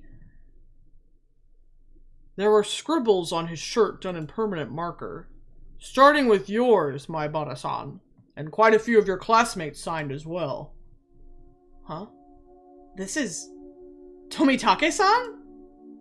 There was no hint of his usual unreliable and easygoing personality in this photo. It was an expressionless, half-asleep face. Then do you know this woman? Even before seeing it, I had a good idea of who it was. I don't remember her name, but she's some lady who was with Tomitake-san last night. I didn't know what her name was, but I did know she was a resident of Hinamizawa. When was the last time you saw these two? The night of the Watanagashi, we spoke. They seem pretty close, I guess. Did anything bother you about them? Anything is fine. Go ahead and say it. Being asked for every little detail is very troubling, honestly. I had a pretty good idea of who this guy was by now. Did something happen to them? There was no response to my inquiry. Thus, I replied to that silence in kind. I was pretty sure, no, certain, that this guy was a cop. Then why? Why was he asking about Tomitake-san? Did something happen to him? More importantly, why me? Shouldn't there have been plenty of other people who knew more about him than I did? The roar of the air conditioner felt unbearably loud. After a long pause, he finally spoke again. You've moved here just recently, isn't that right, Maebara-san? Are you aware, I wonder, about the stories of Oyashiro-sama? My heart began to race. I'm pretty terrible at hiding things. It probably showed on my face. Not at all. If you don't, then that's fine. Well, I have heard of it. Tomitake-san told me, actually. How much do you know about it? The dismemberment killing, the accidental death, the death by illness, followed by suicide, and the lady who was beaten to death. The incidents that always happened the day of the Watanagashi, ending in suspicious deaths. I didn't think Tomitake-san would have kept anything from me. I think that was everything. No. Rather, I didn't want to think there was anything more than that. Do you know of that, well, curse, Maibara-san? Feel free to speak openly about it. I don't believe in it. My answer was instant. It wasn't so much that I didn't believe in it as I was on the verge of believing. I wanted to clear away my own doubts. That was the more prominent feeling. Really? Then that's great. Guess you really are one of those city-raised boys. So what if I don't believe? I have friends waiting, so could you get to the point? The man in this picture is dead. My mind went blank. Huh? What happened to Tomitake-san? It would seem that he died last night. That was the night of the Watanagashi. Do you understand the implications behind that, Maibara-san? Implications? Not any for the cause of his death or the reasons behind it. The real problem was that he died on the day of the Watanagashi. Meaning, this year, the curse of Oyashiro-sama had once again... The death of Jiro Tomitake is still confidential. You can understand why that is, right? I didn't want to understand why. Please tell me. Tell me what happened.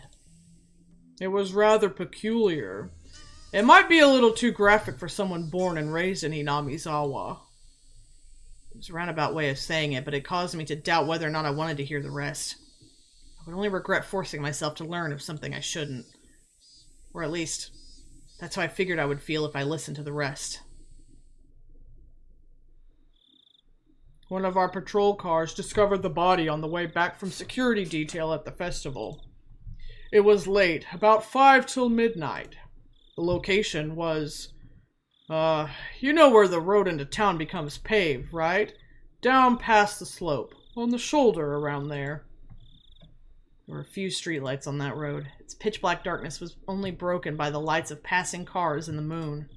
It was a stroke of luck that Tomitake-san was spotted collapsed on the shoulder of the road.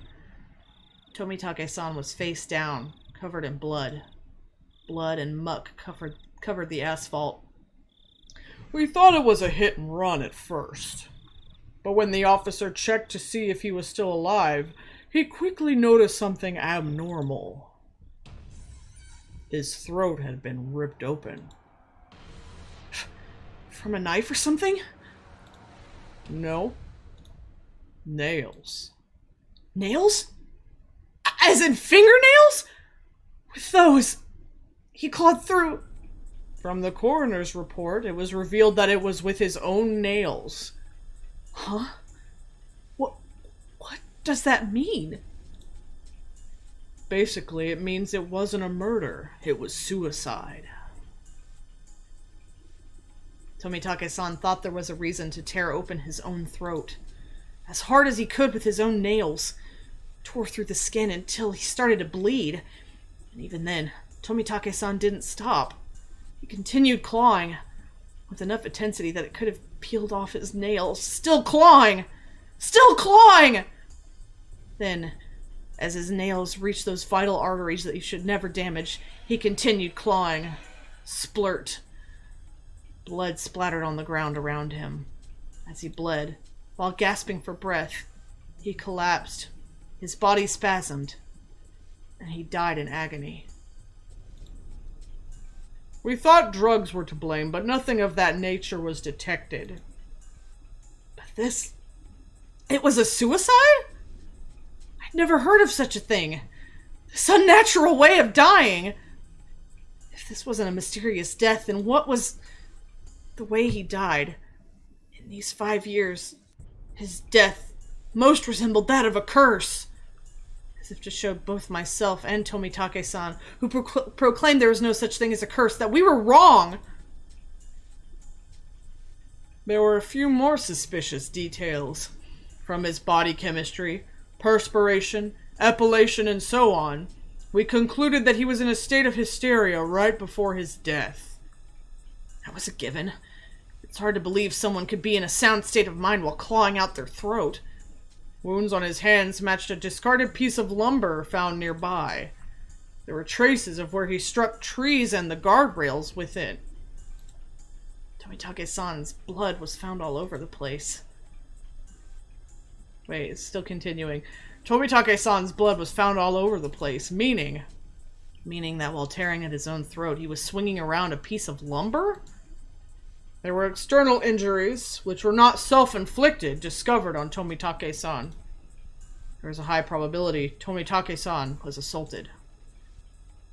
The external injuries suggest there may have been multiple suspects. To summarize, Tomitake-san was surrounded and attacked. While wandering the night roads in a state of panic, after being cornered, he picked up a piece of lumber and tried fighting back. Somewhere in there, he began madly tearing at his own throat, clawing at it. Then, he died. The presumed time of death was around 9:23 p.m., meaning it occurred right after you finished talking to Tomitake-san at the festival. Everyone signed Tomitake-san's shirt, then parted ways. Right after that... Well, yeah, he should have been with a woman. What about her? She's missing. She hasn't shown up to work and she hasn't returned home either. There is a very high probability that she was involved in this incident. For a while, I could only gaze off into space. I never would have thought that something unfortunate happening to somebody close to me could affect me this deeply. The time I'd spent with Tomitake-san was short. But we went to the same festival, spent time together, and took part in the same competition. He was one of us. We've been continuing the investigation on various fronts, but when it comes to Oyashiro-sama's curse, the villagers here aren't very cooperative. That I knew well. I would have been none the wiser if not for Tomitake-san, the outsider, telling me. So that's why he came to me? Because I'm not originally from Hinamizawa? I should have been angry that that was the reason he wanted to hear what happened from me. If things go the way they have been, then the conclusion would be that Jiro Tomitake died from Oyashiro-sama's curse. He turned away and gazed far off into the distance. The night of the Watanagashi. During that sacred ritual, he callously snapped off photos, angering Oyashiro-sama. That's how it's going to turn out. There's no way Oyashiro-sama would inflict divine punishment on Tomitake-san. Tomitake-san had to have been killed by humans, and a cowardly group, no less. There's no way I'm going to let this end up being the fault of some curse. I think so as well. There's no such thing as divine punishment or curses. The tense mood was cut by the man's hearty laugh. That's how this must be, Maebara-san. Cooperation from individuals in Hinamizawa who don't believe in the curse is indispensable. Understand? Neither Tomitake-san nor I believed in curses, but with the way things were going, it would just end up with Tomitake-san's death marking the 5th year, which would mean that Hinamizawa had rejected Tomitake-san. That was something I couldn't allow. Tomitake-san was one of us.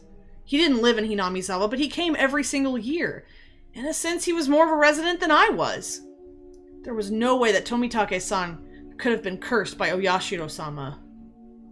But there's nothing I can do to help. I have no idea what happened that night either. No. If you see or hear something that draws your attention, then that is enough. If I see or hear? He was talking in the future tense. Things, or people, or rumors. Anything is fine. I don't care if they're unfounded. Here, this is my number.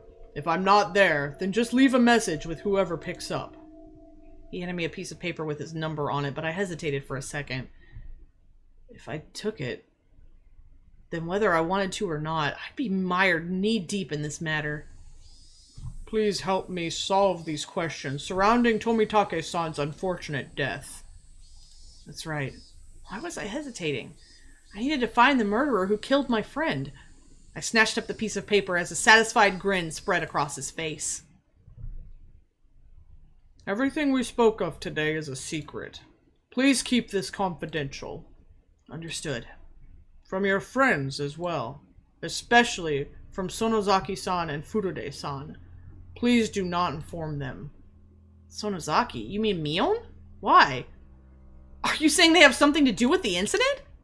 With my friends' names brought up so abruptly and being told to keep it a secret from them, I became rather angry. This is what they call investigative privilege, I suppose. Don't play games with me! Mion is a close friend of mine! I snapped at him, but he didn't seem to especially be offended. I wouldn't mind telling you, but it may just upset you. Say it! He hesitated a little. Turning his gaze to the outside of the car, he began to speak after thinking for a bit. There's a possibility that the string of incidents happening here in Hinamizawa are a result of a village conspiracy. There's no way that could be right! Give me a break! First of all, is there any proof of that? No evidence. Also, each of the cases were resolved, and none of the perpetrators had any direct connection to the village. Then how did you come to that conclusion? Every year, the enemies of the village die on the day of the Watanagashi. Don't you think that's enough reason to suspect something? Only the residents of Hinamizawa felt that that day of the Watanagashi was sacred.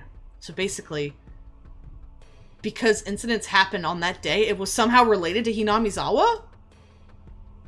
First there was the damn construction foreman, then it was a villager that supported it. Those the village hold a grudge against die one after the other for mysterious causes. The means are different, but in the end the result is the same. Unfounded, unreasonable suspicion. But it couldn't just be shrugged off.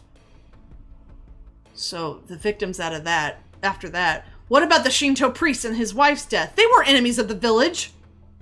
The villagers had expected leadership from the Shinto priest at the time of the dam dispute, but he wasn't proactive. So there was a faction of villagers who harbored ill will towards him as a result. Ill will? It's not like he did anything bad to the village. What about the housewife after that? Did she die just because she was the wife of the brother of a supporter? That's such a trivial reason to kill someone. And what about Tomitake-san? He's not affiliated with the dam project at all. Was he killed just because he was an outsider? In the beginning, it fell on those related to the dam project, but as years went on, the enemy threshold of the victims had become much lower. Well, that's the scary part.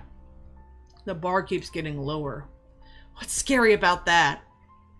It means it's not just being enemies of the village anymore. Just being an outsider is reason enough. Then, next year's victim, they're just going to be picked out of the village outsider pool? It might be a person that just moved here. What do you mean by... I swallowed my words. Here in Hinamizawa, the ones who would be considered the most outside would be my family. I was proof of enough of that, wasn't I? I still couldn't really remember the names of the people I passed by. Then, the next victims. My family. Was he saying it was going to be me? But what does that have to do with Mion? I can't go into details, but the Sonozaki family led the dam protests. Quite fervently so. This is also true of Mion Sonozaki herself. She has quite a few misdemeanor and obstruction of public worker offenses on her record because of the protest. I knew Mion knew what it meant to fight. This was the first I heard of her family leading the protest, though. Then, well, what did it all mean? Are you saying that Mion's family is involved with this string of incidents? I wouldn't go that far. I'm just saying that if it was a conspiracy, then they'd have the highest probability of being behind it. Not a very clear explanation. It felt like he'd magnificently avoided the details I really wanted to know. We don't know who or how involved anyone is right now. That is exactly why I don't want you to say anything to the villagers. Instead of answering, I gave a very bitter expression. It seemed that he understood it well enough. And think of it like this. I don't want to worry the villagers who blindly believe it's the curse. How about that? What do you mean, how about that? How should I know? But the reasoning behind wanting me to not carelessly open my mouth about it wasn't too hard to comprehend. The perpetrator was here. It had nothing to do with a curse. He was definitely going to be caught by the police and made to pay for his crimes. And none of the villagers should have anything to do with that process. It may cause those sensitive about the curse to just worry needlessly. Just like everyone kept it from me, so I wouldn't worry about it. It is now my turn to keep it from them, so they didn't have to worry. I was just talking to myself. Unlike me, everyone else had been worrying over these mysterious incidents yearly, and about the incident this time. And the incident this time probably means a lot more to them. I didn't want to burden them anymore. In the end, everything went as the man had wanted, as insipid as it was, but it couldn't be helped. I understand. I'll keep it to myself. Is that fine, Mr. Oishi from the Okinomiya police station. You can call me Kuna-chan if you want. No. Oishi-san is fine. The way he said it was unpleasant, yet retained hints of politeness. He was a spitting image of a vulgar police officer. I want to know... Oh, right! Kuna-chan! Because his first name is Kuraudo, isn't it? I'm remembering silly little things. Though I've never seen one this bulky before in the cop shows I watch. I've taken up too much time. Your friends are waiting, aren't they? I should probably let you get back to them. The door opened with a click and in streamed the oppressive heat. It was blistering outside of the car. Was it really this hot of a day? It was an almost cruel heat as opposed to the mechanical coolness inside the car. It was as if the land of Hinamizawa itself suddenly hated me. I felt a little sad as that thought crossed my mind. I didn't mean to suspect your friends. Please don't misunderstand that. I refrained from telling him that it was too late to say something that self-serving. It's fine if you don't see or hear anything, Maebata-san. There is enough proof that the village is not involved. I'll contact you if I hear or see anything. But I'm no detective. Please don't expect too much from me. I won't. You don't have to become a detective. Just go on living as you have up until now. Just let me know if you notice anything. I hastily made my way back to the school building after giving him a quick bow. See you later. Farewell, Maebata-kun. I returned to the school building without looking back. Tomitake was killed because he was too sexy. No! I mean, as far as dashing young men go in this series, there's not too much of a pool to choose from, is there? I don't know how much time has passed. I did feel bad for keeping them waiting, but right now there was a lot on my mind. Tomitake-san's death was hard enough as it was. But to think that there was a possibility of a village conspiracy? Worse still, there was also a chance that Mion was involved? Nonsense. Impossible. Not Mion, Rena, Satoko, or Rika-Chan. It was a group that attacked Tomitake-san. Who could the perpetrators be? Could it be they were hiding here? Somewhere in Hinamizawa? I didn't know. All I could say for certain was that I knew that Mion couldn't be the perpetrator. It's Mi-chan, the perpetrator! Huh? I was startled to hear Rena's voice. With the rope in the, lounge. Nope! No! Rena clutched her head while flailing about. Sadly, the number of sexy young men of legal age is low, so one must make do by sexualizing Oishi and Tomitake. Though, if I remember correctly, there's one more dashing young man in this village, but he hasn't come in yet. Looks like you're just self-destructing over here. Wow. Keiichi-san, you're quite late! As you may well know, I'm seething with anger! Sorry about that. I was called into the staff room, you see.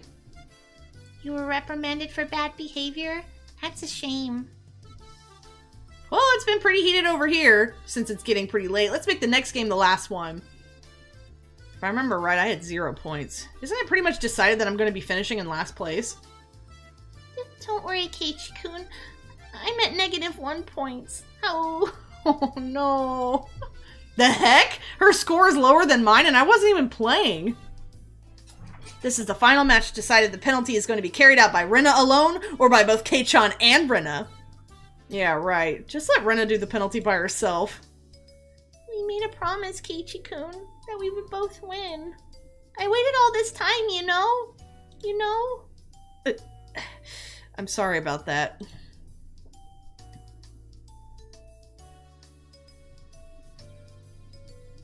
I followed my initial plan of showing Rina my cards, but I didn't say who was the criminal and just waited for her to call. I got it! The murderer is me! With the poison at the entrance! Is it? Is it? My, Rina. Quite a quick answer. Another stab in the dark? Or... Rina's correct. Then it's decided that Keiichi-san shall take part in the penalty as well. Oh. Hooray! Keiichi-kun, let's both do our best. Yeah, let's do our best. It's my fault, so I have no choice. Yeah, take it like a man. Then that's game. It's me, Mion Sonozaki, ranked first. You remember correct? I believe you meet him during episode 3. Yeah, I wonder when you meet him in the sound novel, though. Certainly not episode 3 of the sound novel. No way. And dead last are Keiichi Maibata and Rina Ryugu. Everyone applauded and the game ended. The problem now was the penalty. Now then, I ranked first, so I'll decide what you'll be buying for the Gopher Penalty. Oh boy. What will she make us buy, I wonder? Let's blacklist the drugstore. That was your aim, wasn't it? Huh? I don't have any business at the drugstore. This old man's already got a list prepared for you on this piece of paper. Oh, there's a lot written here. A lot? Damn it, what is she making us buy? 2 blocks of tofu, shampoo and conditioner, apple vinegar and fried tofu. The heck is this? It's just a shopping list. It looks more like a shopping list than a penalty. Me was certain she was going to win today. Rule 7 of our society. You cannot refuse any penalty. Here's some money. The shampoo I usually get is Fruit Fable. Thanks. This is just your grocery list! I promised myself that if I won next time, I'd make her go buy Emerald Cream. Oh.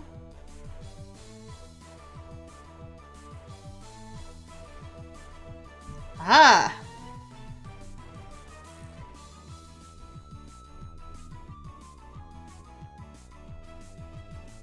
Ah, more tips.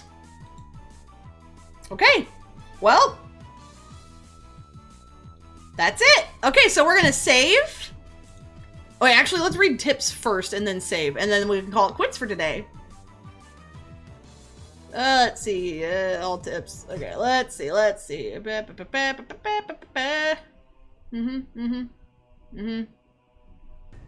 notice? Is that the one?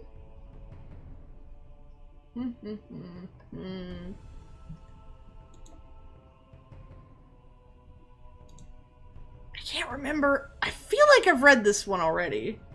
Yeah, okay. Yeah. I think we read this one the last time. Okay. Hojo couples falling incident. Original Higurashi was very limited by the fact that Ryukishi had not drawn all the sprites yet. Keiichi straight up doesn't get a sprite until episode 5. Does that mean that when we reach episode 5 in the sound novel, Keiichi will have a sprite? Because that would be cool. I want to see my boy.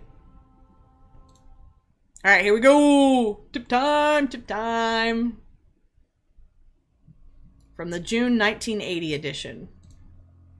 On the afternoon of XX at 2 p.m., office employee XXXX and his wife XXXX of Hinamizawa village in Shishibone Prefecture disappeared after falling 27 meters from the observatory platform in Shirakawa Prefecture. Police and firefighters searched downstream and discovered the body of XXXX at around 7 p.m. that evening. His wife, XXXX, had yet to be found. The search has run into difficulties due to the effects of Typhoon 3 from the previous day. It appeared a railing at the observatory that the XXs leaned on had broken, causing him to fall. The groundskeeping staff was questioned by the police in regards to facility deterioration and if park maintenance was performed properly.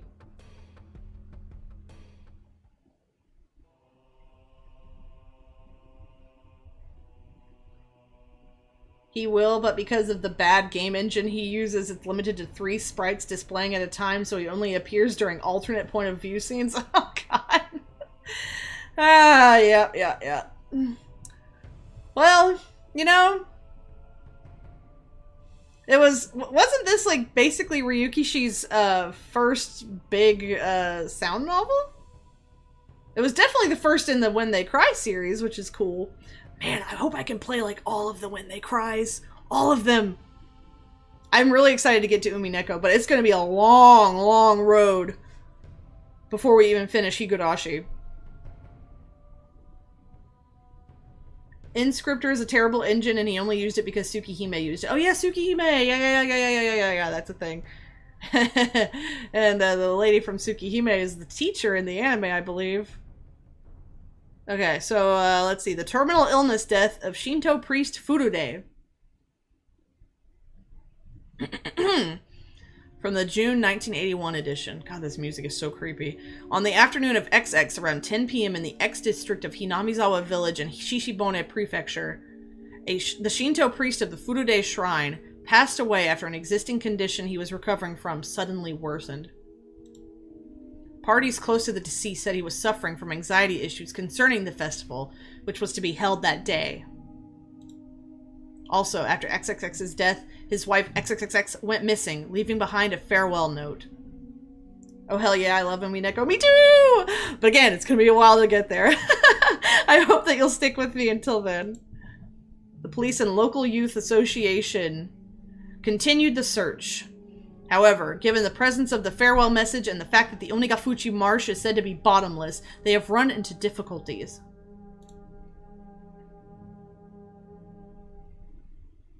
Oh, that was really short. Okay. Housewife murder!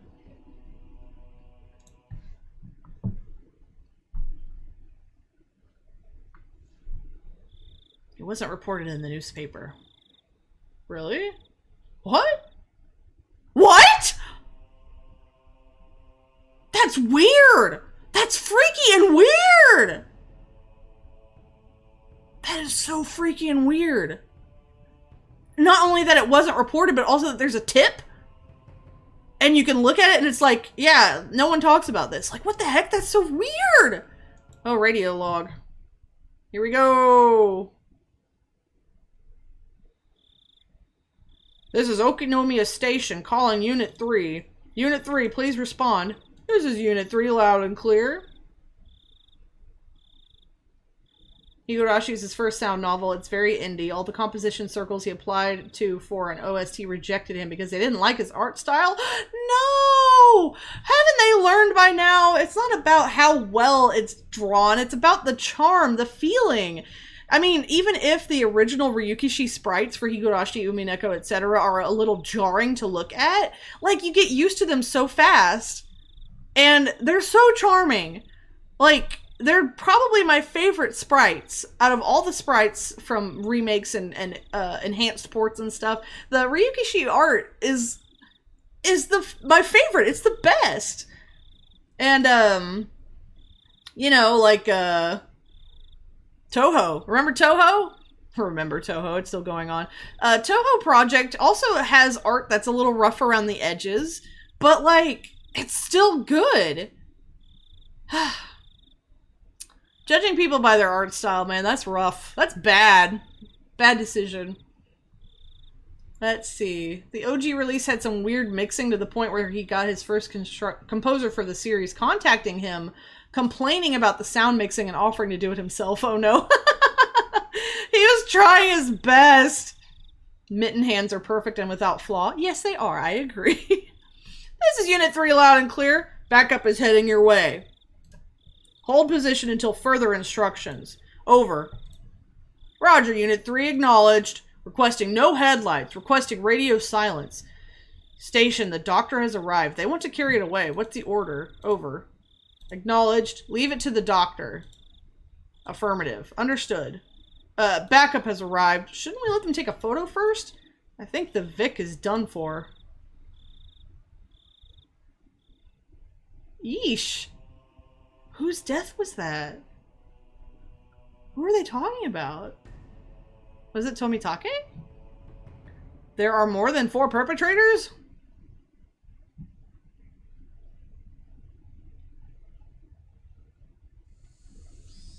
Hypovolemic shock induced by clawing out their own throat. Tissue is packed under the nails. Not someone else's nails. It's undoubtedly by the individual's own nails. The shape of the scars also matches. Yeah, I know the immediate cause of death was suicide. I get it. You're saying the cause of death was unnatural, right? It's kind of like when your back itches and you scratch a little too hard. Wait, what? Hold on. How do I do the thing where it's like log? Here we go. Yeesh. Okay, yeah, I scratch a little too hard and draw blood. Yeesh. Some of Tobitake's fingernails had been pulled out. Whose death was that? Smiley faces. Look at those suspicious smiley faces. Oh, God.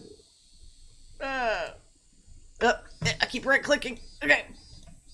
It's actually quite simple to pull out one's own nails, but it really hurts. Under normal circumstances, the pain would prevent you from completely pulling them out. Also, there were a lot of bruises on Tomitake's body.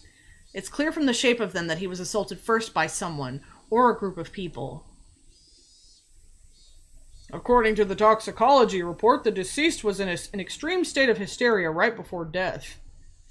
Then he fought back and clawed out his own throat because of how hysterical he had become?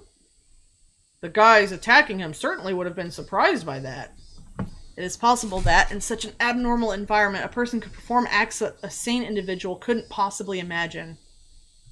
Of course, those are very rare cases.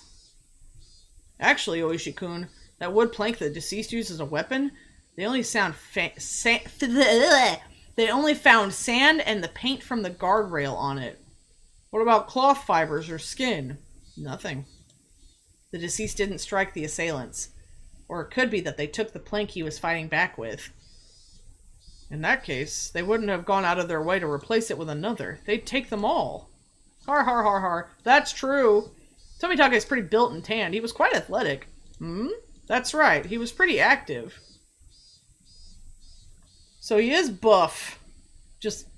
Okay, so this artist didn't just draw him buff just cuz. He's actually buff.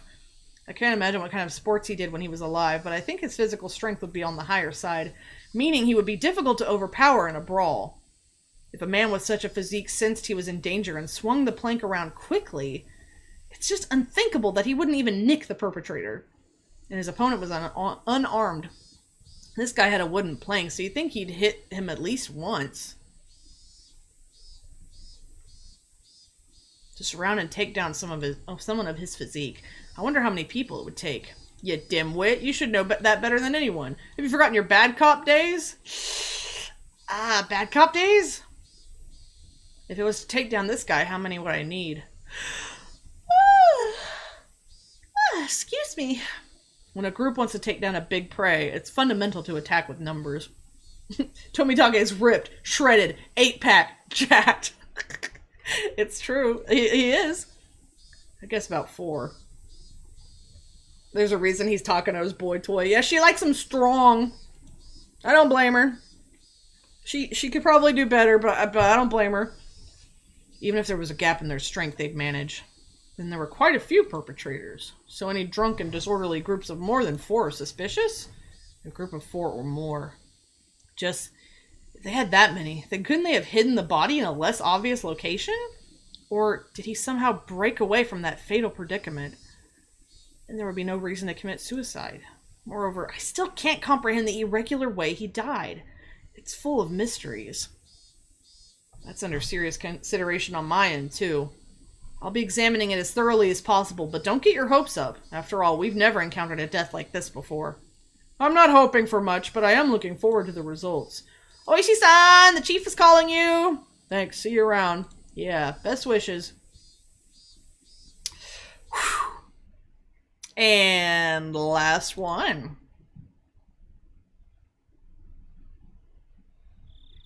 Jiro Tomitake, deceased. Resided in a cheap hotel in Shishibone City.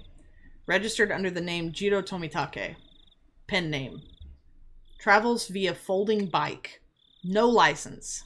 The bicycle was found 300 meters away, abandoned at the side of a forest path. Present on the day of the festival. Accompanied by the missing Mio Takano. Was seen around 9 p.m. by police. Location afterwards unknown. Held residence in Hinamizawa for 1 week each season for the last 5 to 6 years. Wow, only 1 week? That's interesting. Freelance photographer specializing in wild birds. Check with magazine companies. Nothing suspicious in the film located among the articles of the deceased. Wallet was among the articles of the deceased. Mere act of violence? From the contents of his wallet, he spent most of his time around Tokyo and Chiba. Along the Sobu National Railway line? No individual matching the name Jiro Tomitake in the residency records of any of the Tokyo wards. Compare teeth to dental records. Send to Metro Police. Attach a photo. Send to Metro Police. Contacting magazines regarding Jiro Tomitake. Mio Takano, missing. Nurse at EDA clinic. Became close to Tomitake through her passion for wild bird photography. Resides in Okinomiya X District XXX. Single. Yeah, right. Well, she ain't married. Witness accompanying Tomitake on the festival grounds. Currently missing. Abducted? Or maybe a suspect. An important person of interest. Had no motive to kill the deceased. Squabble from jealousy? Need to thoroughly investigate the relationship. Place of work, etc. Need to get information from the police on scene again. I want some cream puffs! The 4 jumbo ones. Oishi.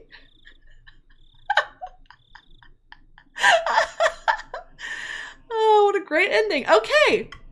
And with that, we have finished. Oh my god, what? Are you kidding? This music? Okay, save.